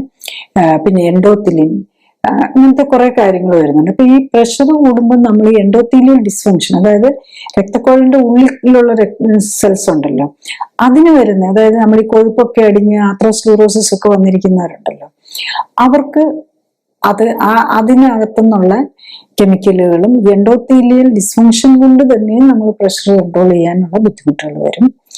ഇതൊക്കെ കൂടാതെ നമ്മുടെ മേജർ രക്തക്കുഴലുകളിലും ചെറിയ രക്തക്കുഴലുകളിലും ബാരോ റിസപ്റ്റേഴ്സും കീമോ റിസപ്റ്റേഴ്സും എന്നും പറഞ്ഞിട്ടുണ്ട്. അത് ഏറ്റവും കൂടുതലുള്ളത് അയോട്ട, ബ്രെയിനിലേക്ക് പോകുന്ന കരോട്ടിഡ് ആർട്ടറി ഉണ്ടല്ലോ, അതിനകത്തും ബ്രെയിനിലെ സർക്കുലേഷനിലേക്ക് പോകുന്നത്. ഇതിനകത്തൊക്കെ കുറെ ബാരോ റിസപ്റ്റേഴ്സ് എന്ന് പറഞ്ഞാൽ അതാ നമ്മുടെ ബ്ലഡ് വെസൽസിന്റെ ഡയലറ്റേഷനെ ബേസ് ചെയ്ത് റെസ്പോണ്ട് ചെയ്യുന്ന. കീമോ റിസപ്റ്റേഴ്സ് എന്ന് പറഞ്ഞു കഴിഞ്ഞാൽ കെമിക്കൽ, ഇപ്പൊ നമ്മുടെ ബ്ലഡിൽ എത്ര കാർബൺ ഡൈ ഓക്സൈഡ് ഉണ്ട്, അല്ലെ എത്ര ഓക്സിജൻ ഉണ്ട്, അല്ലെ എത്ര ഹൈഡ്രജൻ, അസിഡിറ്റി എങ്ങനെയാണ്, ഇതൊക്കെ സെൻസ് ചെയ്തിട്ട് അതനുസരിച്ച് ഹാർട്ടിന്റെ ബീറ്റും നമ്മുടെ ബ്രീത്തിങ്ങും ഒക്കെ കൺട്രോൾ ചെയ്യുന്ന ഒരു മെക്കാനിസം. അതും നമ്മുടെ BP കൺട്രോൾ ചെയ്യാനായിട്ട് ചെയ്യുന്നുണ്ട്. നെക്സ്റ്റ്, നമ്മൾ എന്തൊക്കെ മരുന്നുകളാണ് ഇതിനു വേണ്ടിയിട്ട് ഉപയോഗിക്കുന്നത് എന്നുള്ളതാണ്. ബേസിക്കലി നമ്മൾ ലോങ് ടൈം സ്റ്റഡീസ് ഒക്കെ കാണിക്കുന്നത് BP ഒരു 160-100 മുകളിൽ, അതായത് moderate hyper tension or severe hyper tension, അതിന് ഡെഫിനറ്റ്ലി ട്രീറ്റ്മെന്റ് വേണം. അത് ഇംപ്രൂവ്സ് ലൈഫ് എക്സ്പെക്ടൻസി എന്നാണ്. പക്ഷെ മൈൽഡ് ഹൈപ്പർ ടെൻഷൻ 130/80, 130/90 ഇതിലൊക്കെ നമുക്കൊരു പ്രൂഫ് ഇല്ല. അതുകൊണ്ട് നമ്മളുടെ ലൈഫ് എക്സ്പെക്ടൻസി കൂടും എന്നുള്ളതിനെ കുറിച്ച് അത്രയും ചെറിയ ഹൈപ്പർ ടെൻഷനൊക്കെ ട്രീറ്റ് ചെയ്ത് മരുന്ന് വെച്ച് ട്രീറ്റ് ചെയ്യുന്നത്. ശരിക്കും പറഞ്ഞു കഴിഞ്ഞാൽ ഈ പ്രഷറിന് നമ്മൾ ഡയറ്റും എക്സസൈസും കൊണ്ട് കൺട്രോൾ ചെയ്യാവുന്നതേ ഉള്ളൂ. അപ്പൊ ഈ ഡയറ്റും എക്സസൈസും നോക്കാനോ അല്ലെങ്കിൽ അത് എങ്ങനെയാണ് ചെയ്യേണ്ടതെന്ന് മനസ്സിലാകാതെ വന്ന് പ്രഷർ കൂടുമ്പോഴാണ് നമ്മൾ ഇതൊക്കെ എടുക്കേണ്ടി വരുന്നത്. അപ്പൊ അങ്ങനെയുള്ളവരിൽ തന്നെ നമ്മളിപ്പം ജനറലി ആരും ലൈഫ് സ്റ്റൈൽ കറക്റ്റ് ഒന്നും ചെയ്തല്ലല്ലോ, BPക്ക് ഗുളിക കഴിക്കുക എന്നുള്ളതാണല്ലോ എല്ലാവരുടെയും ഇത് വരുന്നത്. അപ്പൊ ഈ അങ്ങനത്തെ ഗുളിക കഴിക്കൽ പോയിന്റ് ഓഫ് വ്യൂവിൽ നോക്കുമ്പോൾ തന്നെ നമ്മൾ ഈ മോഡറേറ്റ് ഹൈപ്പർ ടെൻഷനിലുള്ളവർക്കാണ് അതുകൊണ്ടൊരു ലൈഫ് എക്സ്പെക്ടൻസി കൂട്ടാനും ഒക്കെ ഉള്ള ബെനിഫിറ്റ് വരുന്നത്. മൈൽഡ് ഹൈപ്പർ ടെൻഷനായിട്ട് മരുന്ന് കഴിക്കുന്നുണ്ട് കാര്യമായിട്ട് ബെനിഫിറ്റ് കിട്ടുന്നതായിട്ട് നമുക്ക് സ്റ്റഡീസ് പ്രൂവ് ചെയ്യുന്നില്ല എന്നുള്ളതാണ്. നമ്മൾ പ്രഷറിന്റെ ട്രീറ്റ്മെന്റ് എന്ന് പറഞ്ഞു കഴിഞ്ഞാൽ ബേസിക്കലി നമ്മൾ പ്രഷർ ജീവിതശൈലി രോഗമാണ്. അതിനെ നമ്മൾ ജീവിതശൈലി വെച്ച് കറക്റ്റ് ചെയ്യുക എന്നുള്ളതാണ് ഐഡിയല്.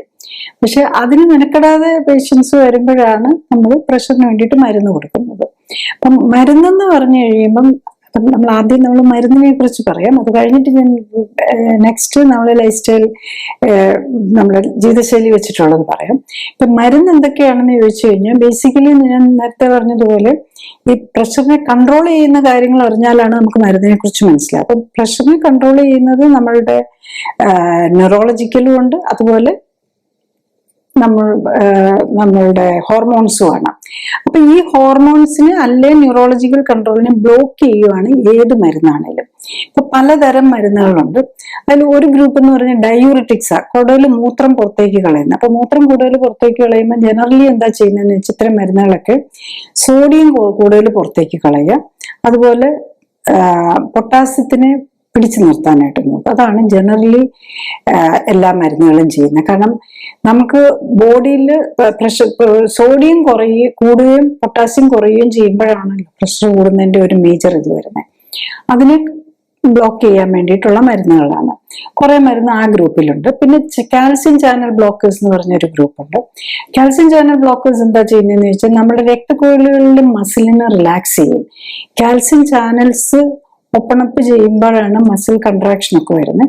അപ്പൊ ഈ കാൽസ്യം ചാനൽ ബ്ലോക്കേഴ്സ് ഉപയോഗിക്കുമ്പോൾ ഒരു പ്രോബ്ലം എന്താന്ന് ചോദിച്ചു കഴിഞ്ഞാൽ മറ്റ് രക്തക്കുഴലുകൾക്ക് മാത്രമല്ലല്ലോ മസിലുള്ളത്, അവിടെ മാത്രമല്ല കാൽസ്യം ചാനൽ വർക്ക് ചെയ്യുന്നത്. നമ്മുടെ എല്ലാ മസിലിനും, ഹാർട്ടിന്റെ മസിലിനും സ്കെലറ്റൽ നമ്മുടെ പേശികൾക്കും ഒക്കെ വേണം. അപ്പൊ ആ ഇതിനെയും കൂടെ ബ്ലോക്ക് ചെയ്യും. അപ്പൊ അതിൻ്റെതായ കുറച്ച് നമുക്ക് ക്ഷീണവും സൈഡ് എഫക്ട്സ് അതിനും വരാം. പലതരം മരുന്ന് എല്ലാത്തിനും തന്നെ സൈഡ് എഫക്ട്സും ഉണ്ട്. കാരണം ഇതെല്ലാം മെറ്റബോളിസത്തെ ബ്ലോക്ക് ചെയ്യുകയാണല്ലോ. പിന്നെ ഒരു മേജർ ഗ്രൂപ്പാണ് ബീറ്റ ബ്ലോക്കേഴ്സ്. അത് നമ്മുടെ അഡ്രിനൽ ഗ്ലാൻഡിൽ നിന്ന് വരുന്ന ഹോർമോൺ ഉണ്ട്, മേജർ ഹോർമോണാണ്. അതിനെ ബ്ലോക്ക് ചെയ്യുകയാണ് ചെയ്യുന്നത്. അപ്പൊ ഈ അഡ്രിനൽ ഹോർമോൺ ബീറ്റ ബ്ലോക്കേഴ്സ് ഒക്കെ കഴിയുമ്പോൾ എന്താ പ്രശ്നം എന്ന് ചോദിച്ചു കഴിഞ്ഞാൽ നമുക്കൊരു പെട്ടെന്നൊരു പ്രോബ്ലം വരികയാണ്. നമ്മുടെ ബോഡി മോർ ആക്റ്റീവ് ആകേണ്ട വരുവാണ്. നമുക്കൊന്ന് ഓടേണ്ട വരികയാണ്, ഒരു പെട്ടി പിടിക്കാൻ വരികയാണ്, നമുക്ക് ഓടണം.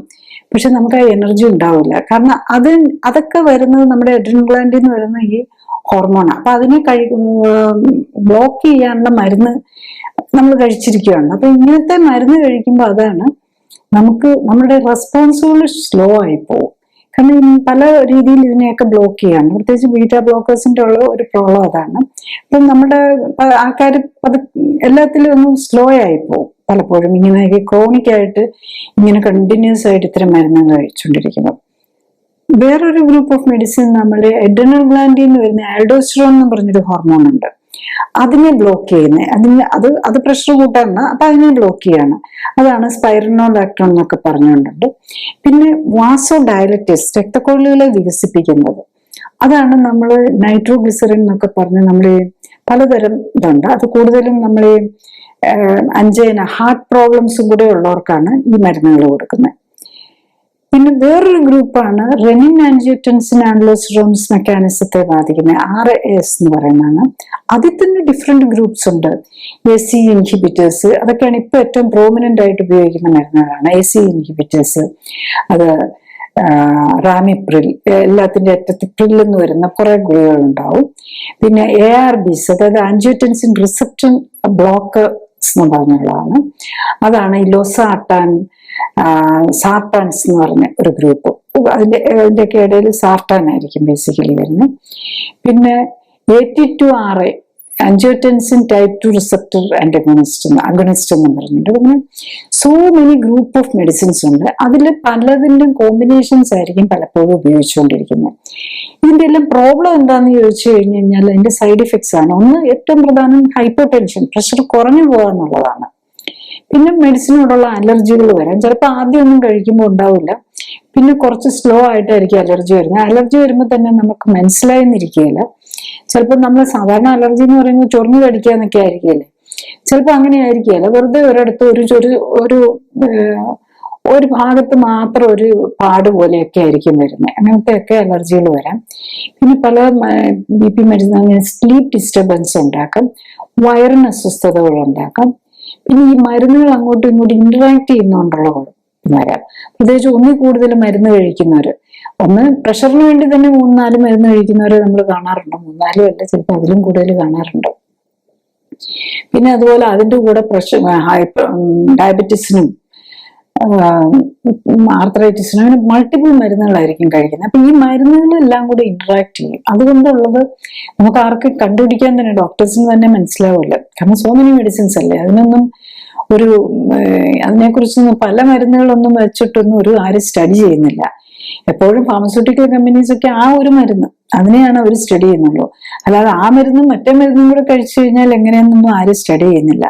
അതുകൊണ്ട് തന്നെ നമുക്ക് കാര്യമായിട്ട് അങ്ങനത്തെ ഇതൊക്കെ കുറച്ചൊക്കെ ഡ്രഗ് ഇന്ററാക്ഷൻ ഒക്കെ അവർ പറയുമെങ്കിലും നമുക്ക് അത്ര ഡീറ്റെയിൽ ആയിട്ടുള്ളതൊന്നും കിട്ടിയല്ല. കാരണം വേറൊരെണ്ണം ചിലതൊക്കെ പറഞ്ഞിട്ടുണ്ടാവും.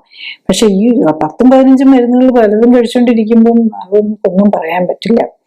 പിന്നെ വേറൊരു പ്രോബ്ലം എന്താന്ന് വെച്ചാൽ മരുന്ന് ഒരു മിസ് ഔട്ട് ചെയ്ത് കഴിഞ്ഞാൽ, ഇപ്പൊ നമ്മൾ പല തിരക്കിലൊക്കെ ആയിരിക്കും, 3 നേരം മരുന്ന് കഴിക്കണമെന്നല്ല 2 നേരം ഉണ്ടെങ്കിലും അത് നേരത്തെ കഴിക്കാതെ വരും.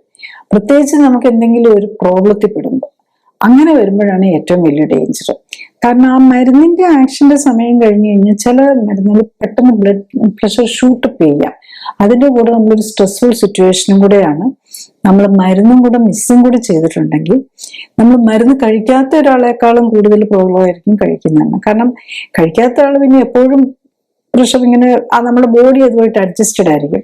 പക്ഷെ എപ്പോഴും പ്രഷർ താന്ന് നിൽക്കുകയും മരുന്ന് കഴിച്ച് പ്രഷർ കുറച്ച് നിർത്തിയിട്ട് പെട്ടെന്ന് മരുന്നില്ലാതെ വരിക, അതിൻ്റെ കൂടെ ഒരു സ്ട്രെസ്ഫുൾ സിറ്റുവേഷനിൽ വന്ന് മരുന്ന് പ്രഷർ ഷൂട്ടപ്പ് ചെയ്ത് നമുക്കൊരു അറ്റാക്ക് ഒക്കെ പോലെ, ഹാർട്ട് അറ്റാക്കോ അല്ലെങ്കിൽ ഹെമറേജോ ബ്രെയിനിലെ സ്ട്രോക്കോ ഒക്കെ പോലെയുള്ള വരാനുള്ള ചാൻസും കൂടുതലായിരിക്കും. പിന്നെ ഈ മരുന്നുകളെല്ലാം നമുക്ക് കിഡ്നി അല്ലെങ്കിൽ തന്നെ കിഡ്നിക്കും ലിവറിനും ഒക്കെ പ്രോബ്ലം ഉണ്ടാവും. കാരണം മിക്കവാറും ഈ ഹൈപ്പർ ടെൻസീവ് പേഷ്യൻസിനൊക്കെ ഫാറ്റി ലിവർ ഉണ്ടാവും.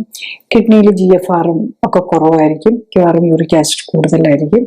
കിഡ്നി ഓൾറെഡി എഫക്ട് ചെയ്ത് അല്ലെങ്കിൽ യൂറിനിൽ കൂടെ ആൽബുമിൻ പോകാൻ തുടങ്ങിയിട്ടുണ്ടാവും. മിക്കവാറും കിഡ്നി പേഷ്യൻസ് ഡയബറ്റിക്കും ആയിരിക്കും. അപ്പം ഇതെല്ലാം കൂടെ കമ്പൈൻഡ് ഒരു ഇഫക്റ്റ് ആയിരിക്കും വരുന്നത്. അപ്പൊ ഇതിന്റെ എല്ലാം കൂടെ ഉള്ള ഈ കിഡ്നിയുടെ ഫങ്ഷൻ വീണ്ടും ഈ മരുന്നുകളെല്ലാം കൂടെ കിഡ്നിയും ലിവറിനെയും കൂടുതൽ ഡാമേജ് ചെയ്യാം. പിന്നെയുള്ള ഏറ്റവും വേറൊരു ഇമ്പോർട്ടൻറ്റ് റോൾ എന്താണെന്ന് വെച്ചാൽ, പ്രഷറിനുള്ളവർക്ക് നമുക്ക് ബ്ലഡ് തിന്നേഴ്സ്, ഹാർട്ട് പേഷ്യൻസിനെല്ലാം തന്നെ ഉണ്ടാവുമല്ലോ ബ്ലഡ് തിന്നേഴ്സ് കൊടുക്കുന്നൊരിതുണ്ടല്ലോ. അതായത് ഈ ആസ്പിരിൻ, ക്ലോപ്പിഡോഗ്രിലൊക്കെ ഈ ബ്ലഡ് കട്ട പിടിക്കാതിരിക്കാൻ, ഹാർട്ട് അറ്റാക്ക്, ബ്ലഡ് കട്ട പിടിച്ചതിന്റെ പേര് ഹാർട്ട് അറ്റാക്ക് വരാതിരിക്കാൻ വേണ്ടിയിട്ട് ചെയ്യുന്നതാണ്. പക്ഷെ ഇത് കഴിക്കുന്നത് നമ്മൾ ഈ പ്രഷർ കൂടുതലുള്ളവർക്ക് ഡേഞ്ചറാണ്. കാരണം എപ്പോഴെങ്കിലും എപ്പോഴെങ്കിലും പ്രഷർ കൂടി പോകുമ്പോൾ ഇതും കൂടെ വരുന്ന നമുക്ക് ഇങ്ങനത്തെ പ്രഷർ കൂടുതൽ നിൽക്കുമ്പോൾ ഒക്കെ ചെറിയ ആർട്ടറിയിലൊക്കെ ബ്രേക്ക് വരാനുള്ള സാധ്യതയുണ്ട്. അപ്പൊ നാച്ചുറലി ആണെങ്കിൽ, സാധാരണ നിലയിലാണെങ്കിൽ നമ്മുടെ ഈ പ്ലേറ്റ്ലെറ്റ് പോയി രക്തം കട്ട പിടിപ്പിക്കുന്ന നമ്മുടെ ബ്ലഡിലെ സെൽസ് ആണ് പ്ലേറ്റ്ലെറ്റ് എന്ന് പറയുന്നത്. അത് പോയി അവിടെ ഒരു പാച്ച് വർക്ക് ചെയ്ത് ആ ബ്ലീഡിങ്ങിനെ അങ്ങ് അടയ്ക്കും. അല്ലെങ്കിൽ നമ്മളിപ്പോ ഒന്ന് വീഴുവോ അല്ലെങ്കിൽ നമ്മുടെ തല എവിടെയെങ്കിലും ലൈറ്റായിട്ട് ഇടിച്ച് നമ്മൾ തന്നെ ചിലപ്പോൾ നോട്ട് ചെയ്തിട്ടുണ്ടാവില്ല. പക്ഷെ ആ ഷെയ്ക്കിൽ നമ്മുടെ ബ്രെയിനകത്ത് വല്ലതും ചെറിയൊരു രക്തക്കുഴൽ ഓപ്പൺ അപ്പ് ചെയ്താൽ സാധാരണയാണെങ്കിൽ നമുക്ക് ബോഡിക്ക് അത് തന്നെ ഹീൽ ഓഫ് ചെയ്യും. പക്ഷെ ഈ മരുന്ന് കഴിച്ചുകൊണ്ടിരിക്കുന്ന, ബ്ലഡ് തിന്നേഴ്സ് കഴിച്ചുകൊണ്ടിരിക്കുന്ന പേഷ്യന്റ് ആണെങ്കിൽ അത് ഹീൽ ഓഫ്, അത് പാച്ച് ചെയ്യൂല, അത് ക്ലോസ്ഡ് ആവൂല. അപ്പൊ അവിടെ കണ്ടിന്യൂസ് ബ്ലീഡിങ് വന്ന് ചിലപ്പം ഡേഞ്ചറസ് നിലയിലേക്ക് പോകാം. പിന്നെ ചിലപ്പം അങ്ങനെ ചെറുതായിട്ട് നിന്നും നമുക്ക് ചെറിയ മൈനർ അറ്റാക്ക്, മൈനർ സ്ട്രോക്ക് വരാം, അല്ലെ മേജർ സ്ട്രോക്കിലേക്ക് പോകാം, അല്ലെ സബ്ഡ്യൂറൽ എൻറ്റോമ എന്നൊക്കെ പറഞ്ഞ് ഉള്ള പ്രോബ്ലംസിലേക്ക് പോകാം. പിന്നെ വേറൊരു പ്രോബ്ലം എന്താണെന്ന് വെച്ചാൽ ഇതിന്റെ കൂടെ വല്ല പെയിൻ കില്ലേഴ്സും കൂടെ കഴിക്കുകയാണ്. അപ്പൊ പ്രഷറും ഉണ്ട്, അതിൻ്റെ കൂടെ ബ്ലഡ് തിന്നേഴ്സും എടുക്കുന്നുണ്ട്, അതിൻ്റെ കൂടെ നമുക്കൊരു എന്തെങ്കിലും വേദന വന്ന് അതിന് ഈ വേദന സംഹാരി പോലെയുള്ള മരുന്നുകൂടെ കഴിച്ചാൽ അത് വീണ്ടും ബ്ലീഡിങ് കൂട്ടാനുള്ള പോസിബിലിറ്റി കൂട്ടും. അപ്പൊ അതും കൂടെ എല്ലാവരും മനസ്സിലാക്കണം. പ്രഷർ ഉള്ളവർ ബ്ലഡ് തിന്നേഴ്സ് കഴിക്കുകയാണെങ്കിൽ അത് അവർ വളരെ കെയർ എടുക്കണം, പ്രത്യേകിച്ച് ഇഞ്ചുറി ഒന്നും വരാതിരിക്കാനായിട്ട്. ഇപ്പം നമ്മൾ ഇതുവരെ പറഞ്ഞു പ്രഷറിന് മരുന്ന് കഴിക്കുന്നത് ഭയങ്കര പ്രോബ്ലമാണ്.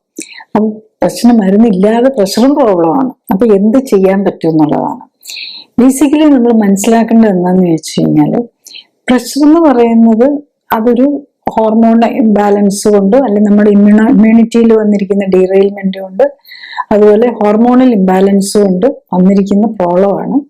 പ്രഷർ ആണെങ്കിലും ടെൻഷൻ ആണെങ്കിലും ഹൈപ്പർ ടെൻഷൻ ആണെങ്കിലും രണ്ടും.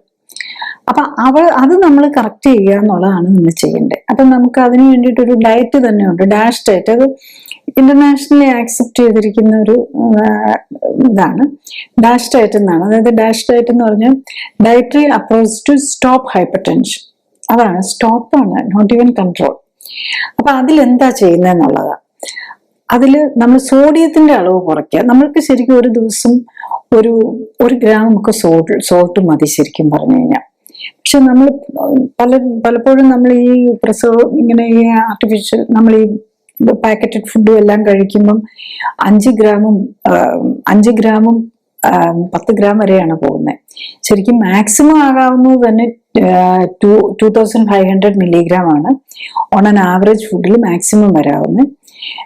പക്ഷെ നമ്മൾ ഡാഷ് ഡയറ്റിൽ പറയുന്ന 1500 താഴെ കൊണ്ടുവരിക എന്നുള്ളതാണ് സോഡിയത്തിന്റെ അളവ്. പിന്നെ പൊട്ടാസ്യത്തിന്റെ അളവ് കൂട്ടുക, 4500 കൊണ്ടുവരിക. അതാണ് ഒരു ബേസിക് ഡാഷ് ഡയറ്റിൽ വരുന്നത്. അതുകൂടാതെ omega-3 അളവ് കൂട്ടുക, അതുപോലെ omega-9 കൂട്ടുക. omega-9 omega-6, അതായത് ഈ ഫിഷൊക്കെ പോലെയുള്ളത് കഴിക്കുക. അതാണ് ഈ മെഡിറ്ററേനിയൻ ഡയറ്റ് പറയില്ല, അവർ കൂടുതൽ ഒളിവ് ഓയിലാണല്ലോ യൂസ് ചെയ്യുന്നത്. അതിനകത്ത് omega-9 ആണുള്ളത്. അതേസമയത്ത് നമ്മളിവിടെ സൺഫ്ലവർ ഒക്കെ omega-6 ഒത്തിരി കൂടുതലാണ്. അപ്പൊ അത്തരം ഓയിൽ കൂടുന്നതും ഇതിന് ദോഷം ഉണ്ടാക്കും. പിന്നെ മഗ്നീഷ്യവും ഫൈബറും കൂടുതലായിരിക്കണം. മഗ്നീഷ്യവും ഫൈബറും കൂട്ടണമെങ്കിൽ എന്ത് ചെയ്യണം? കൂടുതൽ ഇലക്കറികളും പച്ചക്കറികളും ഒക്കെ കഴിക്കണം. അതുപോലെ പൊട്ടാസ്യം കൂട്ടാനും ഇതാണ് ചെയ്യേണ്ടത്. അതിന് നമ്മൾ പറയുന്ന ഫ്രൂട്ട്സും ലീഫി വെജിറ്റബിൾസും ഒക്കെ കൂടുതൽ കഴിക്കണം. അതൊരു ഹോൾ ഗ്രെയിൻ കഴിക്കണം, പയറുവർഗ്ഗങ്ങൾ കഴിക്കണം എന്നൊക്കെ പറയുന്ന പൊട്ടാസ്യത്തിന്റെ അളവ് കൂട്ടാനും കൂടെയാണ്. യൂഷ്വലി പൊട്ടാസ്യം നമ്മളുടെ ഫുഡിൽ ധാരാളം ഉണ്ട്, ഈ മഗ്നീഷ്യവും ഫൈബറും ഒക്കെ ധാരാളം ഉണ്ട്. പക്ഷെ സോഡിയം ഇല്ല. സോഡിയം നമ്മൾ ആഡ് ചെയ്യുന്ന ജനറലി നമ്മളുടെ ഫുഡിലൊന്നും സോഡിയം വളരെ കുറവാണ് നാച്ചുറലി ഉള്ള. ഇപ്പം ഫ്രൂട്ട്സോ വെജിറ്റബിൾസോ എടുത്താൽ അതൊന്നും കാര്യമായിട്ട് സോഡിയം ഇല്ല. സോഡിയം നമ്മൾ ആഡ് ചെയ്യുന്നതാണ്. അത് പക്ഷെ വളരെ കുറച്ചൊരു ക്വാണ്ടിറ്റി മതി. പിന്നെ നമ്മുടെ ഹോട്ട് ക്ലൈമറ്റിലാണ് ഇത് വ്യത്യാസം വരും. ഒത്തിരി വേർക്കൊക്കെ ആണെങ്കിൽ അതനുസരിച്ച് നമ്മൾ സോഡിയം കൂടുതൽ എടുക്കേണ്ടി വരും. അല്ലെങ്കിൽ വളരെ കുറച്ച് മതിയാവുന്നുള്ളത്. പിന്നെ വെയിറ്റ് റിഡക്ഷൻ, നമ്മുടെ ബോഡിയിൽ എക്സസ് ഫാറ്റ് ഉണ്ടെങ്കിൽ അത് കുറയ്ക്കുക. ഇപ്പൊ ലീൻ മാസ്, ഫാറ്റ് മാസ്, അതായത് ഫാറ്റിന്റെ മാസം ലീൻ അല്ലാത്ത മസിലും ബോണും ശരിക്കും പറഞ്ഞ ആണുങ്ങളിലാണ് ഒരു 10 to 15% ഫാറ്റ് വരാവുള്ളൂ. ലേഡീസിലാണെങ്കിൽ ഒരു 15 to 25% ഫാറ്റ് വരാവുള്ളൂ. അത് കൂടുതൽ ഫാസ്റ്റ് ഉണ്ടെങ്കിൽ, പ്രത്യേകിച്ച് നമ്മൾ ഇവിടുത്തെ കഴിക്കുന്ന ഫുഡ് ഹാബിറ്റ്സ് വെച്ച് നോക്കുമ്പോൾ കൂടുതലുള്ളത് മിക്കവാറും മുഴുവനും omega-6 കൂടെ ആയിരിക്കും. അതും ഒരു റീസൺ ആണ് വരാൻ. അപ്പൊ നമ്മൾ പ്രഷർ ഉള്ളവർ ശരിക്കും പറഞ്ഞാൽ ഒന്ന് വെയിറ്റ് കുറയ്ക്കാനായിട്ട് നോക്കുക, ബേസിക് എക്സസൈസ് ചെയ്യുക. 2, വെയിറ്റ് കുറയ്ക്കണമെങ്കിൽ എന്ത് ചെയ്യണം? നമ്മൾ കാർബോഹൈഡ്രേറ്റ്, അതായത് ധാന്യങ്ങള്, ഫ്രൂട്ട്സ്, ഈ കിഴങ്ങ് വർഗ്ഗങ്ങള്, ഓയിൽ സീഡ്സ്, നട്ട്സ്, ഇതൊക്കെ കുറയ്ക്കുക. കാർബോഹൈഡ്രേറ്റും കുറയ്ക്കണം, ഓയിലും കുറയ്ക്കണം. അതുപോലെ ഓയിൽ സീഡ്സും നട്ട്സും കുറയ്ക്കുക. പിന്നെ എന്താ കഴിക്കാവുന്നതെന്ന് ചോദിച്ചു കഴിഞ്ഞാൽ ഇലക്കറികൾ കഴിക്കുക, അതിലാണ് ഏറ്റവും കൂടുതൽ ന്യൂട്രിഷൻ ഉള്ളത്. അതുപോലെ പയറുവർഗ്ഗങ്ങൾ കഴിക്കുക. നോൺ വെജ് കഴിക്കുന്നവർക്കാണെങ്കിൽ ലീൻ മീറ്റ്, അതായത് അധികം കൊഴുപ്പില്ലാത്ത മീറ്റ് മോഡറേറ്റ് ആയിട്ട് കഴിക്കുക. എന്നിട്ട് നമ്മൾ ബോഡി കറക്റ്റായിട്ട് കൺട്രോൾ ചെയ്തുകൊണ്ട് ബോഡിയുടെ വെയിറ്റ് കൺട്രോൾ ചെയ്യുക, എക്സസൈസ് ചെയ്യുക, മസിൽ സ്ട്രോങ്ങർ ആക്കാനും നോക്കുക. ഇത്രയും വരുമ്പോൾ തന്നെ BP കൺട്രോൾഡ് ആയിക്കോളും. പിന്നെ ഒത്തിരി മരുന്നുകൾ കഴിച്ചുകൊണ്ടിരിക്കുന്നവരാണ്, പ്രഷറും ഉണ്ട്, കൊളസ്ട്രോളും ഉണ്ട്, ഡയബറ്റീസും ഉണ്ട്, ഹാർട്ടിനും പ്രോബ്ലം ഉണ്ട്. ഇതൊക്കെ വരുമ്പോൾ നമ്മളെ കൊണ്ട് തന്നെ ചെയ്യാൻ പറ്റാതെ വരും.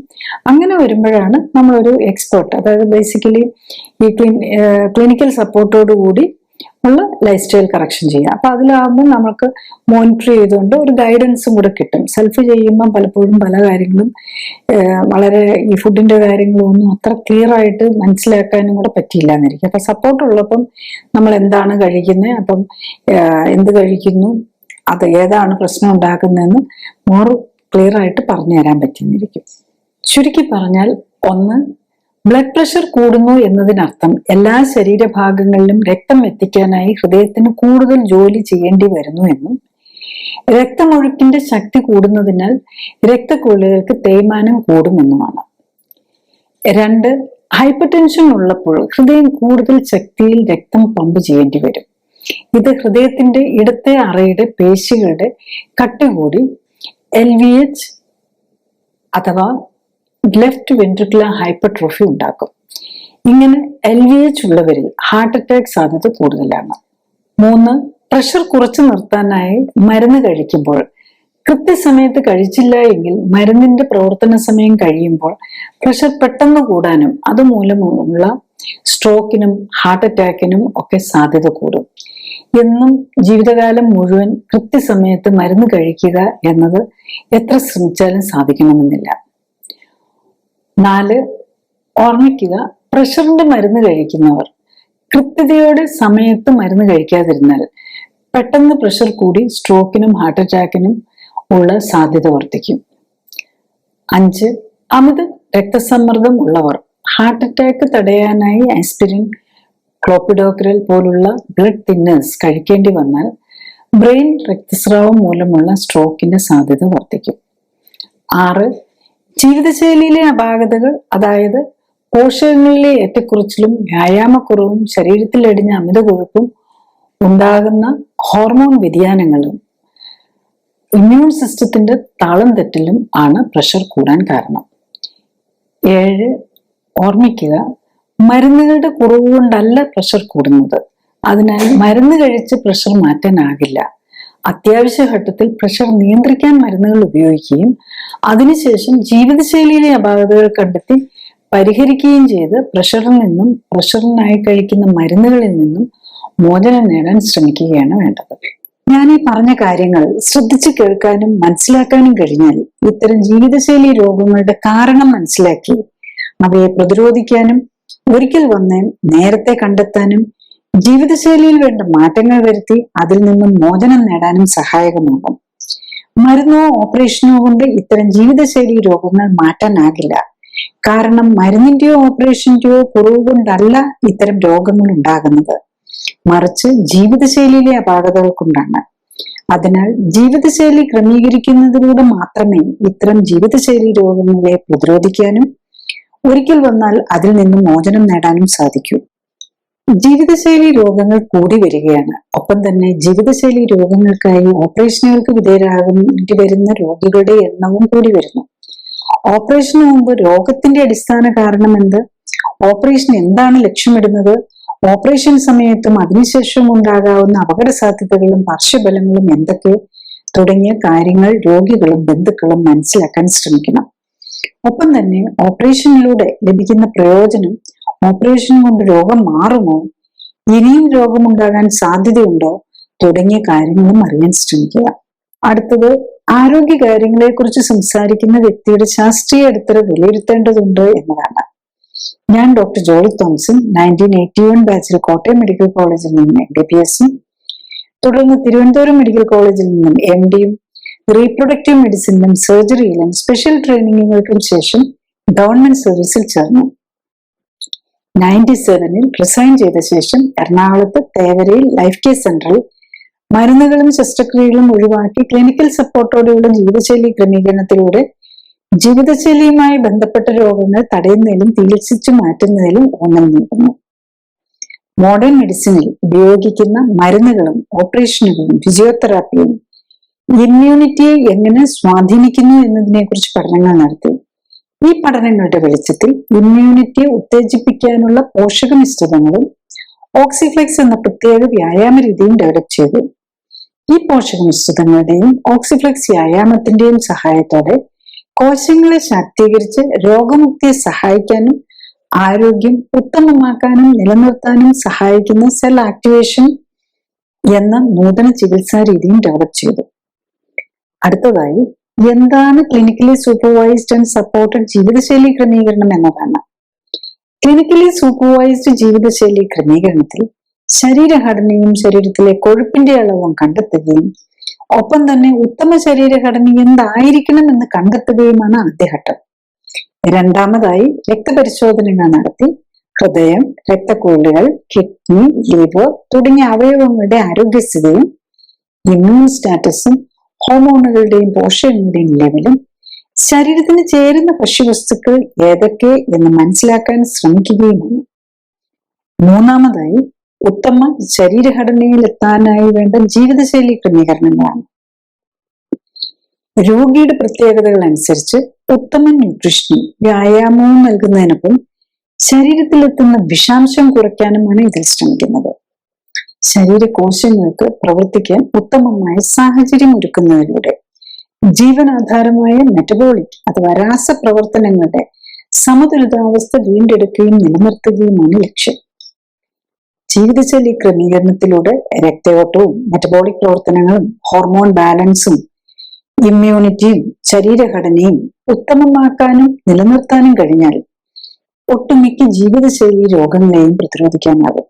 മാത്രമല്ല, വർഷങ്ങളായി മരുന്ന് കഴിക്കുന്നവർക്ക് പോലും രോഗം മൂർച്ഛിച്ച് അവയവങ്ങൾ തീരെ നശിക്കുന്നതിന് മുൻപെങ്കിലും കേടായ ശരീരകോശങ്ങളുടെ പുനർനിർമ്മിതിക്ക് ആവശ്യമായ പോഷകങ്ങൾ നൽകാനും വിഷാംശം ശരീരത്തിലെത്തുന്നത് തടയാനും ശരീരകോശങ്ങളെ എല്ലാം ഉത്തേജിപ്പിക്കാനുതകുന്ന വ്യായാമത്തിലൂടെ എല്ലാ ശരീരകോശങ്ങൾക്കും വേണ്ട രക്തയോട്ടം ലഭിക്കുന്നു എന്ന് ഉറപ്പാക്കാനും വേണ്ട ജീവിതശൈലി ക്രമീകരണത്തിന് തയ്യാറായാൽ പ്രമേഹവും പ്രഷറും ഹൃദ്രോഗവും അലർജിയും ആസ്മയും ആർത്രൈറ്റിസും ക്യാൻസറും പോലുള്ള ഒട്ടുമിക്ക ജീവിതശൈലി രോഗങ്ങളിൽ നിന്നും അവയ്ക്കായി കഴിക്കുന്ന മരുന്നുകളിൽ നിന്നും വേണ്ടിവരാവുന്ന ഓപ്പറേഷനുകളിൽ നിന്നും ഒക്കെ മോചനം നേടാനും കഴിയുന്നതേ ഉള്ളൂ.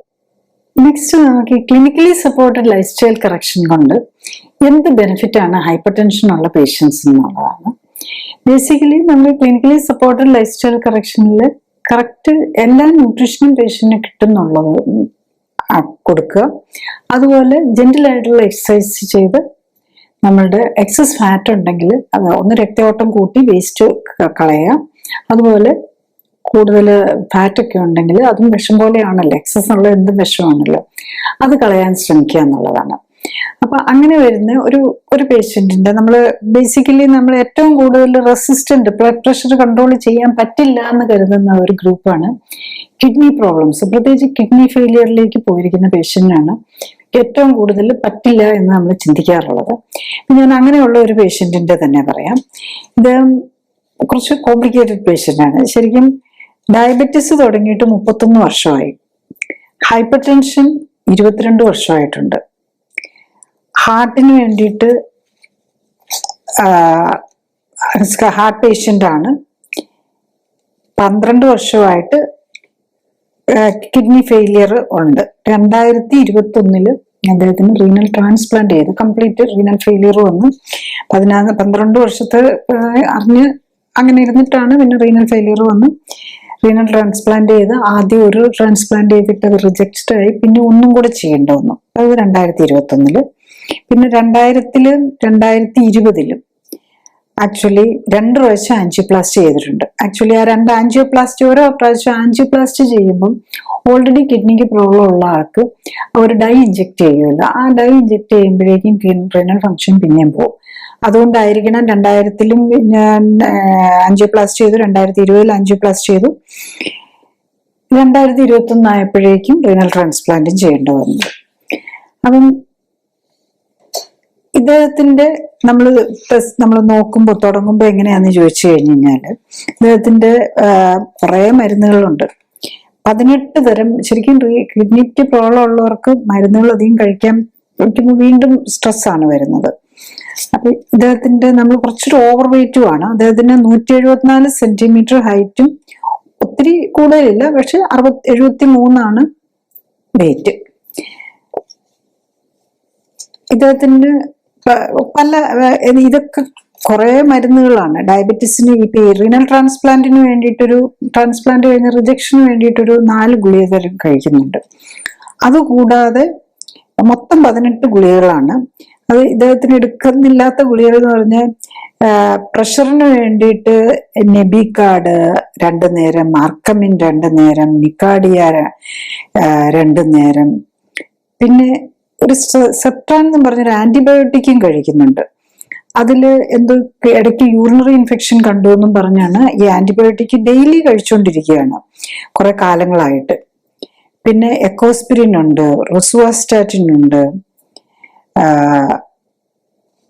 പിന്നെ ഡെപ്പാഗ്ലിഫ്ലോസിൻ അത് ഡയബറ്റീസിന് വേണ്ടിയതാ, മെറ്റ്ഫോമിൻ ഉണ്ട്, സിറ്റാഡൊക്റ്റിൻ ഉണ്ട്, 3 തരം മരുന്ന്, പിന്നെ ഗ്ലൈമിപ്രൈഡ് ഉണ്ട്. 4 തരം ഗുളികകൾ തന്നെയുണ്ട് ഡയബറ്റീസിന് കഴിക്കുന്നത്. അതുകൂടാതെ ഇൻസുലിൻ അസ്പാർട്ടുണ്ട്,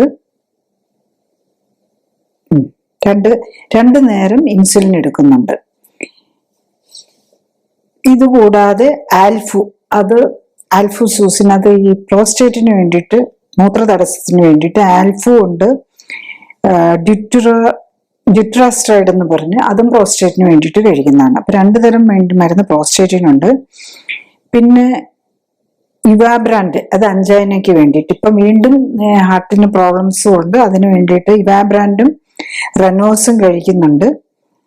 പിന്നെ ഒരു ബ്രിലിൻഡ എന്ന് പറഞ്ഞ് വേറൊരു ബ്ലഡ് തിന്നറും കൂടെ 2 ആഴ്ചയായിട്ട് അതും കഴിക്കുന്നുണ്ട്. ഇത്ര 19 തരം ഗുളികകളാണ് കഴിച്ചുകൊണ്ടിരിക്കുന്നത്.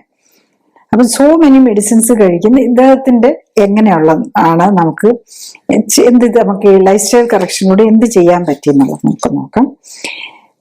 ഇത്രയുമൊക്കെ ആണെങ്കിലും അദ്ദേഹത്തിന് BP 140/90 ഉണ്ട്. നോക്കുമ്പോൾ കുറെ മരുന്നുകളുണ്ടല്ലോ. അതിൽ ഈ BP മറ്റേ ഹാർട്ടിന് വേണ്ടിയിട്ടുള്ള ഈ വാബ്രാൻഡും റെസ്മസും ഒക്കെ BPയും കുറയ്ക്കുന്ന മരുന്നുകളാണ്. അപ്പൊ അതുകൂടാതെ ഒരു 4 BP മരുന്നുകളും കഴിക്കുന്നതാണ്. ഇപ്പം ക്ലിനിക്കലി സപ്പോർട്ടഡ് ലെസ്റ്റർ കറക്ഷനിൽ എങ്ങനെയാണെന്ന് ചോദിച്ചു കഴിഞ്ഞാൽ ഇദ്ദേഹത്തിന്റെ ടൈപ്പ് 1 ആണോ ടൈപ്പ് 2 ആണോ ഡയബറ്റീസ് നോക്കും. ഇത് ടൈപ്പ് 2 ഡയബറ്റീസ് ആണ്. C പെപ്റ്റൈഡ് നോർമലാണ്. അപ്പം ഡയബറ്റീസിന്റെ എല്ലാ മരുന്നും നമുക്ക് തുടങ്ങുമ്പോൾ തന്നെ നിർത്താം. കാരണം ലോ കാർബ് ഡയറ്റ് ആണ്. അപ്പൊ പിന്നെ നമ്മൾ പേടിക്കേണ്ട കാര്യമില്ല, ഇല്ലാതെ തന്നെ നമുക്ക് നിർത്താവുന്നേ ഉള്ളൂ. അപ്പം ഇദ്ദേഹത്തിന്റെ GFR ശരിക്കും ഇപ്പോഴും കുറഞ്ഞിരിക്കുകയാണ്. അതുപോലെ യൂറിനിലൂടെ മൈക്രോ ആൽബുമിനൂറിയ ഉണ്ട്. GFR 46 ഉള്ളൂ. അപ്പം ഇപ്പൊ 2 പ്രാവശ്യം റീനൽ ട്രാൻസ്പ്ലാന്റ് ചെയ്ത ആളാണ്. ഇപ്പം വീണ്ടും grade 3 റീനൽ ഫെയിലിയറിലേക്ക് എത്തിയിരിക്കുകയാണ്. പിന്നെ അതുപോലെ ഫാറ്റി ലിവറിന്റെയും അങ്ങനെ ട്രൈഗ്ലിസറൈഡ് കൂടുതലാണ്, ഇൻസുലിൻ ലെവൽ കൂടുതലാണ്. അപ്പം മൾട്ടിപ്പിൾ പ്രോബ്ലംസ് ആണ് ശരിക്കും. ഇതിൽ നമ്മൾ ട്രീറ്റ്മെന്റ് തുടങ്ങി ഡയബറ്റീസിന്റെ മരുന്ന് ഫസ്റ്റ് ഡേ തന്നെ നിർത്തി. ഇപ്പം ബേസിക്കലി തുടങ്ങുമ്പം നമ്മൾ 31 തരം മരുന്ന് 33 ടാബ്ലറ്റും അല്ലെങ്കിൽ ഇഞ്ചക്ഷനും ആയിട്ട് വരുന്നത്. 8ാമത്തെ ദിവസമായപ്പോഴേക്ക് അത് നമുക്ക് 18ലേക്ക് കുറയ്ക്കാൻ പറ്റിയെന്നുള്ളതാണ്. നെക്സ്റ്റ് വിതിൻ 30 days ആയപ്പോഴേക്കും ഇദ്ദേഹം കഴിക്കുന്ന ഈ 4 തരം ടാബ്ലറ്റ് ഉണ്ട് ഈ റിജക്ഷൻ വരാതിരിക്കാൻ. അതായത് റീനൽ ട്രാൻസ്പ്ലാന്റ് ചെയ്തതിന്റെ റിജക്ഷൻ. അതിന് വൈസലോണ്, മെക്കോഫെനലേറ്റ്, ടാക്രോലിമസ്, ഈ 3 മരുന്നും അതുപോലെ അതുകൊണ്ട് വരുന്ന വയറിന് അസ്വസ്ഥത വരാതിരിക്കാനായിട്ട് അദ്ദേഹം കഴിച്ചുകൊണ്ടിരുന്ന എസോമെപ്രസോൾ എന്ന് പറഞ്ഞ ഒരു ഗുളിക കഴിച്ച് ബാക്കി എല്ലാ മരുന്നുകളും കുറച്ചുകൊണ്ട് വന്ന് നിർത്താൻ പറ്റിയെന്നുള്ളതാണ്.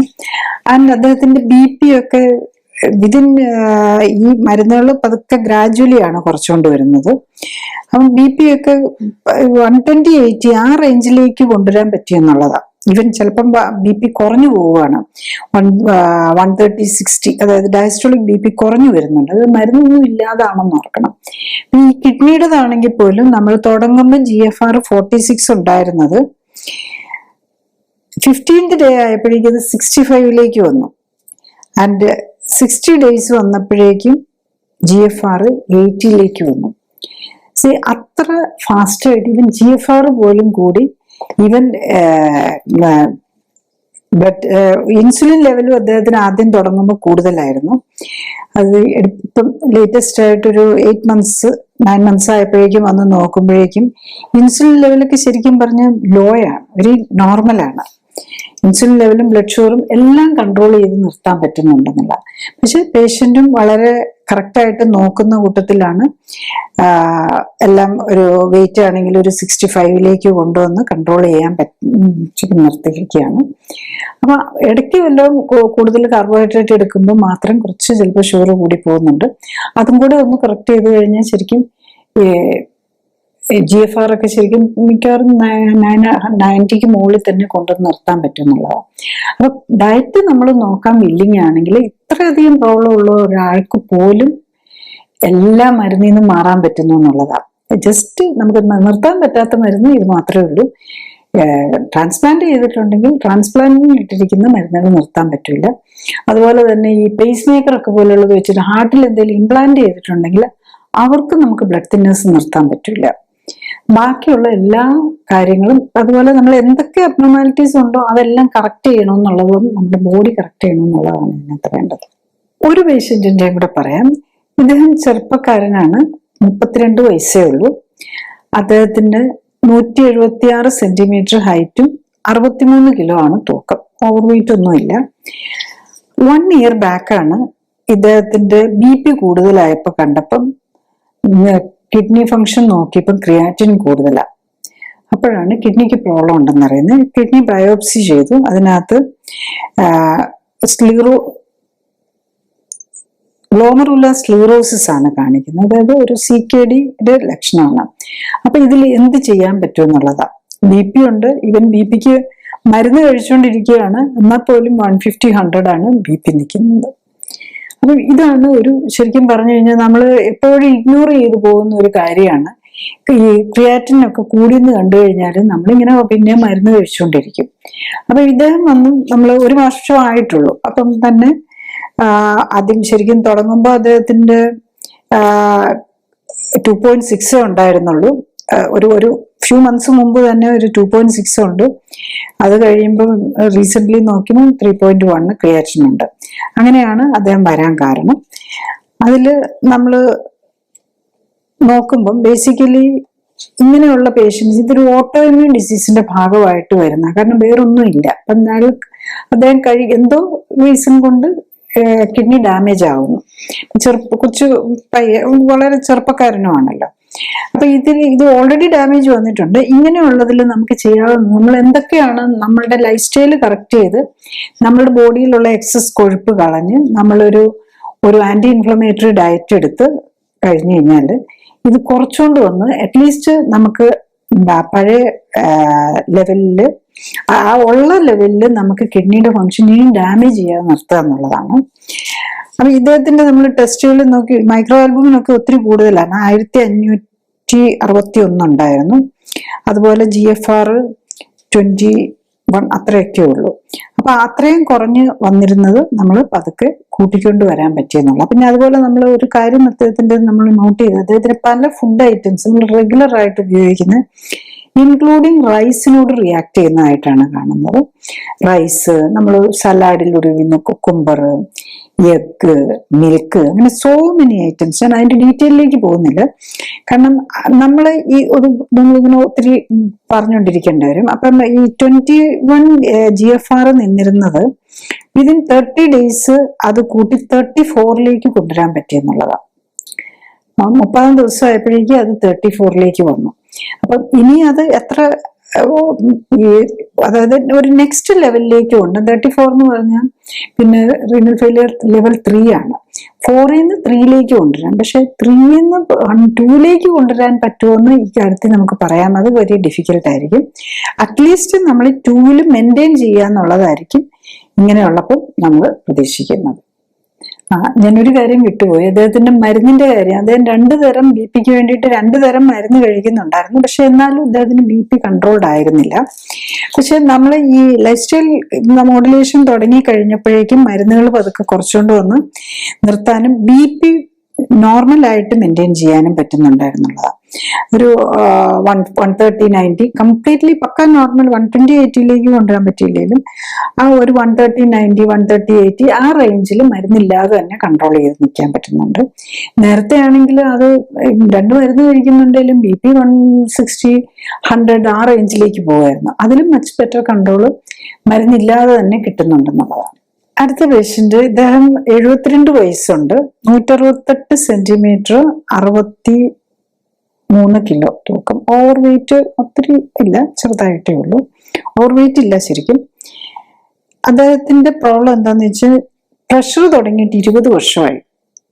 പിന്നെ ഹാർട്ടിന് സ്റ്റെൻറ്റൊക്കെ ഇട്ടിട്ടുണ്ട്. 2014 സ്റ്റെൻറ്റ് ഇട്ടു. പിന്നെ ഇപ്പം ഒരു 5 വർഷമായിട്ട് കിഡ്നി പ്രശ്നം നോട്ട് ചെയ്തു. അപ്പൊ അതിനും കൂടെ മെഡിസിൻ എടുത്തുകൊണ്ടിരിക്കുകയാണ്. അപ്പൊ അദ്ദേഹത്തിന് എന്നാലും ഇത്രയൊക്കെ പല മരുന്നുകൾ എടുക്കുന്നുണ്ടെങ്കിലും അദ്ദേഹത്തിന് 170 90 ഒക്കെയാണ് BP കാണിക്കുന്നത്. കുറെ മരുന്നുകളുണ്ട്. വേറെ ഡയബറ്റീസ് ഒന്നുമില്ല. ഡയബറ്റീസ് ഇല്ലാന്ന് ഒരു പ്രീ ഡയബറ്റിക്കാണ്. നമ്മൾ ഡയബറ്റിക് നോൺ ഡയബറ്റിക് അല്ല. നമ്മൾ ഇവിടെ നോക്കിയപ്പം HbA1c ഒരു 5.9, ജസ്റ്റ് ഒരു പ്രീ ഡയബറ്റിക് സ്റ്റേറ്റ് കാണിക്കുന്നുണ്ട്. മൈക്രോ ആൽബുമിൻ കൂടുതലാണ്. GFR കുറവാണ്, 19 ഉള്ളൂ GFR. പിന്നെ അർക്കമിൻ 3 നേരം കഴിക്കുന്നുണ്ട്. Mini press 2 നേരമുണ്ട്.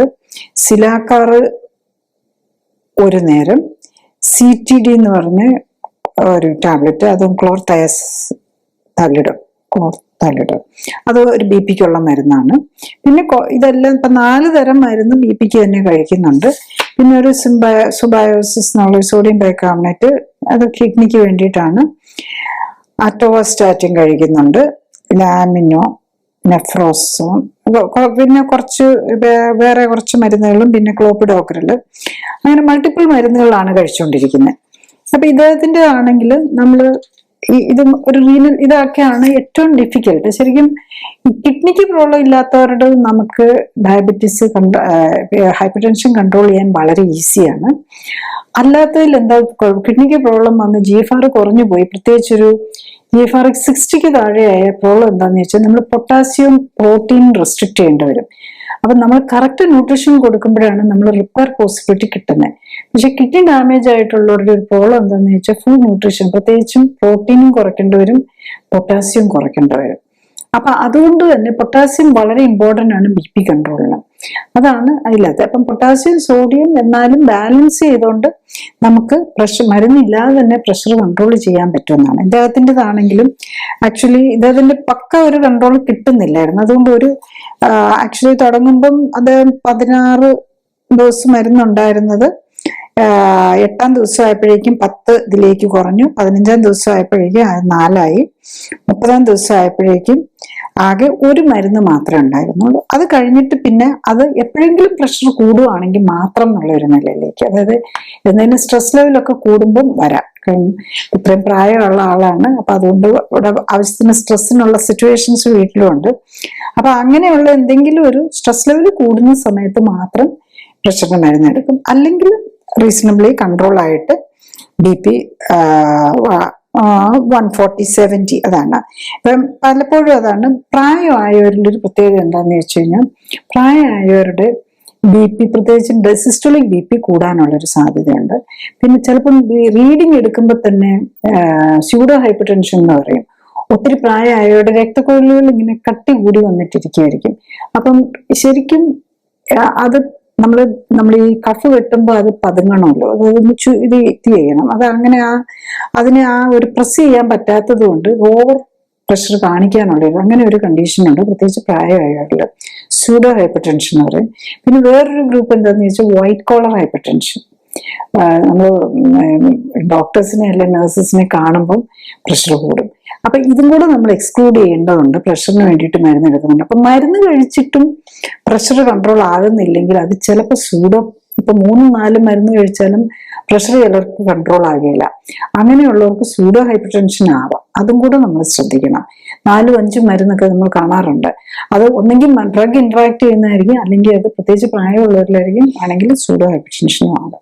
അപ്പൊ നമ്മൾ ഈ പേഷ്യൻസിന്റെ ഒക്കെ എക്സാമ്പിളിൽ നിന്ന് നമ്മൾ മനസ്സിലാക്കേണ്ടത് എന്താണെന്ന് ചോദിച്ചു കഴിഞ്ഞാല്, ബ്ലഡ് പ്രഷർ കൺട്രോൾ ചെയ്യുക എന്ന് പറയുന്നത് നമ്മൾ ലൈഫ് സ്റ്റൈൽ കറക്റ്റ് ചെയ്യാനില്ലെങ്കിൽ വളരെ ഈസി ആയിട്ട് കൺട്രോൾ ചെയ്യാൻ പറ്റും എന്നുള്ളതാണ്. പക്ഷെ ചില ഭക്ഷണമായിട്ട് ഇതിന് വളരെയധികം റിലേറ്റഡുമാണ്. അപ്പൊ അതുകൊണ്ട് സ്വയം കൺട്രോൾ ചെയ്ത് നമുക്ക് ഒരു പ്രൈമറിലി നോക്കാൻ പറ്റുന്നില്ലെന്നുണ്ടെങ്കിൽ ഡെഫിനറ്റ്ലി ഒരു സപ്പോർട്ട് എടുത്തുകൊണ്ട് ചെയ്യാനായിട്ട് നോക്കാം.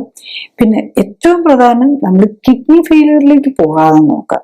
ഇപ്പൊ ക്ലിനിക്കലി സപ്പോർട്ടഡ് കൂടി നമ്മൾ കുറയ്ക്കണമെങ്കിലും നമുക്ക് എല്ലാം ന്യൂട്രീഷനും, അതിന്റെ ബേസ് തന്നെ ന്യൂട്രീഷനും എക്സസൈസുമാണ്. അപ്പൊ അതിനുള്ള ഒരു ശേഷി ഉണ്ടാവണം. അപ്പൊ നമ്മള് കിഡ്നി ഫംഗ്ഷൻ ഒക്കെ കുറഞ്ഞു, GFR 60, കുഴപ്പമില്ല, എനിക്ക് മറ്റു കുഴപ്പമൊന്നും ഇല്ലല്ലോ, അല്ലെങ്കിൽ ക്രിയാറ്റിൻ കൂടി ഒരു 1.2 അല്ലെങ്കിൽ 1.4 അല്ലെങ്കിൽ 1.7 ഉള്ളൂ, ഇപ്പൊ കുഴപ്പമൊന്നും ഇല്ലല്ലോ എന്ന് പറഞ്ഞ് വെച്ചുകൊണ്ടിരിക്കരുത്. കാരണം GFR കുറഞ്ഞു വരുന്നതനുസരിച്ച് കുറഞ്ഞു പോയാൽ പിന്നെ നമുക്ക് ഫുൾ ന്യൂട്രീഷൻ എടുക്കാൻ പറ്റൂല. അതുകൊണ്ട് തന്നെ റിപ്പയർ പോസിബിലിറ്റി കുറയും. എന്നാൽ പോലും നമ്മൾ ഈ പേഷ്യൻസിനെയൊക്കെ നമുക്ക് കറക്റ്റ് ചെയ്യണം. ഇപ്പം ആദ്യം പറഞ്ഞ പേഷ്യന്റ് 30ക്ക് മുകളിലാണെങ്കിൽ തന്നെ റീസണബിളി ഈസിയാണ്. അതൊക്കെ നമുക്ക് 30ക്ക് മുകളിലുള്ള ആളെ, ക്രിയാറ്റിനുള്ള ആളെ, അതായത് ലെവൽ 3 റീനൽ ഫെയിലിയറിനെ നമ്മൾ ഈസി ആയിട്ട് ലെവൽ 2ലേക്ക് കൊണ്ടുവരാൻ പറ്റും. അത് നമുക്ക് ഒരു സ്റ്റെപ്പ് മുകളിലേക്ക് വരാം. പക്ഷെ ഒന്നല്ല, ചിലപ്പോൾ 2 സ്റ്റെപ്പ് ലക്കിയാണെങ്കിൽ പറ്റിയെന്നിരിക്കും. അല്ലെങ്കിൽ അതിന് മുകളിലേക്ക് നോർമലിലേക്ക് കൊണ്ടുവരാം. അപ്പൊ താഴോട്ട് പോകാതെ തുടക്കം തന്നെ ലെവൽ 1 റീനൽ ഫെയിലിയർ, അതായത് GFR 90ക്കും 60ക്കും ഇടയിൽ വെച്ച് തന്നെ നമ്മൾ 90ക്ക് താഴെ ആകുമ്പോൾ തന്നെ സീരിയസ് ആകുക എന്നുള്ളതാണ് നമ്മൾ ഇനി ചെയ്യേണ്ടത്. പിന്നെ ക്ലിനിക്കലി സപ്പോർട്ട് ഇങ്ങനെ നമ്മൾ ലൈഫ് സ്റ്റൈൽ ഞാൻ ഈ ചെയ്യുന്ന രീതിയിൽ എൻ്റെ എക്സ്പീരിയൻസ് എന്ന് പറയാണ്, ബേസിക്കലി നമ്മൾ ഒരു രോഗം വന്നല്ല, എല്ലാ രോഗത്തിനും എല്ലാ മരുന്നും, ഡയബറ്റീസോ ഹൈപ്പർ ടെൻഷനോ കൊളസ്ട്രോളോ ആർത്രൈറ്റിസോ ഏതുണ്ടെങ്കിലും ഇതിനൊപ്പം തന്നെ എല്ലാത്തിനും ആശ്വാസം കിട്ടും എന്നുള്ളതാണ്. അപ്പൊ പിന്നെ എന്തിനാ നമ്മൾ ഈ മരുന്ന് കഴിച്ച് വീണ്ടും മരുന്ന് കഴിക്കുമ്പോൾ വീണ്ടും കിഡ്നിക്കും ലിവറിനും ഒക്കെ ഡാമേജ് ആണല്ലോ വരുന്നത്. അപ്പൊ അത് അപ്പം ആകെ ഒറ്റ ഒരിതേ ഉള്ളൂ, നമുക്കതിനുള്ള ഒരു ലൈഫ് സ്റ്റൈൽ കറക്റ്റ് ചെയ്യാനുള്ള ആ ചലഞ്ച് എടുക്കാനുള്ള വില്ലിങ്നെസ് ഉണ്ടോ എന്നുള്ളത് മാത്രമാണ് ഇതിനകത്ത് വരുന്നത്. ക്ലിനിക്കലി സപ്പോർട്ടഡ് ജീവിതശൈലി ക്രമീകരണത്തിൽ രോഗലക്ഷണങ്ങളെ അല്ല ഫോക്കസ് ചെയ്യുന്നത്, അതിന്റെ അടിസ്ഥാന കാരണമായ ശരീരഘടനയിലെയും ഹോർമോൺ ബാലൻസിലെയും ഇമ്മ്യൂണിറ്റിയിലെയും വ്യതിയാനങ്ങളെയും അവയ്ക്ക് കാരണമായ ജീവിതശൈലിയിലെ അപാകതകൾ പരിഹരിക്കാനുമാണ്. അതുകൊണ്ടാണ് ഏത് പ്രായത്തിലുള്ള ആൾക്കും ഒരേ സമയം വ്യത്യസ്ത രോഗങ്ങൾക്കും രോഗലക്ഷണങ്ങൾക്കും അസ്വസ്ഥതകൾക്കും ആശ്വാസം ലഭിക്കുന്നത്. രോഗമുക്തിക്ക് ആധാരം ഇമ്മ്യൂൺ സിസ്റ്റമാണ്. ഇമ്മ്യൂൺ സിസ്റ്റത്തിന് ഉത്തമമായി പ്രവർത്തിക്കാനുള്ള അവസരമൊരുക്കുകയും അതിലൂടെ ശരീരത്തിന്റെ സെൽഫ് ഹീലിംഗ് പവറിനെ ഉത്തേജിപ്പിക്കുകയുമാണ് വേണ്ടത്. സ്വയം ജീവിതശൈലി ക്രമീകരിച്ച് ആരോഗ്യം ഉത്തമമാക്കി നിലനിർത്താനാണ് എല്ലാവരും ശ്രമിക്കേണ്ടത്. അതിന് കഴിയാതെ വരികയോ ഹൃദ്രോഗവും ക്യാൻസറും പോലുള്ള മാരക രോഗങ്ങൾ സംശയിക്കപ്പെടുമ്പോഴും ഒന്നിൽ കൂടുതൽ രോഗങ്ങളുള്ളവർക്കും മരുന്നുകൾ ദീർഘകാലം ഉപയോഗിക്കേണ്ടി വരുന്നവർക്കും മരുന്നുകൾ കൊണ്ടും അസ്വസ്ഥതകൾ മാറ്റാൻ കഴിയാതെ വരുമ്പോഴും ഓപ്പറേഷൻ ആവശ്യമായി വരുന്നവർക്കും ആണ് ക്ലിനിക്കൽ സപ്പോർട്ടോടെയും സൂപ്പർവിഷനോടെയും ഉള്ള ജീവിതശൈലി ക്രമീകരണം ആവശ്യമായി വരുന്നത്. ക്ലിനിക്കൽ സപ്പോർട്ടോടെയുള്ള ജീവിതശൈലി ക്രമീകരണത്തിന്റെ വിവിധ വശങ്ങളെ കുറിച്ച് കൂടുതൽ വിവരങ്ങൾ വെബ്സൈറ്റിൽ നിന്നും യൂട്യൂബിൽ നിന്നും അറിയാനാകും. ഓരോ രോഗത്തിന്റെയും കാരണം, രോഗലക്ഷണങ്ങൾ മനസ്സിലാക്കി രോഗം എങ്ങനെ തുടക്കത്തിലേ കണ്ടെത്താം, വേണ്ടിവരാവുന്ന പരിശോധനാ രീതികളുടെയും ചികിത്സാ രീതികളുടെയും ഗുണദോഷങ്ങൾ, പാർശ്വഫലങ്ങൾ, അപകട സാധ്യതകൾ തുടങ്ങിയവയ്ക്കൊപ്പം ജീവിതശൈലിയുമായി രോഗത്തിനുള്ള ബന്ധത്തെയും ജീവിതശൈലി ക്രമീകരണത്തിന്റെ പ്രാധാന്യത്തെയും ശാസ്ത്രീയ വശങ്ങളെയും ക്ലിനിക്കൽ സപ്പോർട്ടോടെയുള്ള ജീവിതശൈലി ക്രമീകരണത്തെയും കുറിച്ച് വിശദീകരിക്കുന്ന വീഡിയോകൾക്കായി പ്ലേലിസ്റ്റ് കാണുക. ഒരു വ്യക്തിക്ക് ഒന്നിൽ കൂടുതൽ രോഗങ്ങളും ഒരേ രോഗത്തിന് പലതരം പരിശോധനാ രീതികളും ചികിത്സാ രീതികളും ഉള്ള ഇക്കാലത്ത് രോഗത്തിന്റെ പ്രത്യേകതകളും പരിശോധനകളുടെയും മരുന്നുകളുടെയും ഓപ്പറേഷനുകളുടെയും ഒക്കെ പാർശ്വഫലങ്ങളെക്കുറിച്ചും അപകട സാധ്യതകളെക്കുറിച്ചും അറിവുണ്ടാകേണ്ടത് ആരോഗ്യ സംരക്ഷണത്തിന് അനിവാര്യമാണ്. വ്യക്തമായ ശാസ്ത്രീയമായ അറിവുണ്ടായാൽ മാത്രമേ രോഗമുക്തിക്കുതകുന്ന ചികിത്സ തിരഞ്ഞെടുക്കാനും ആരോഗ്യത്തോടെയുള്ള ദീർഘായുസ് സാധ്യമാക്കാനും കഴിയൂ. Thank you.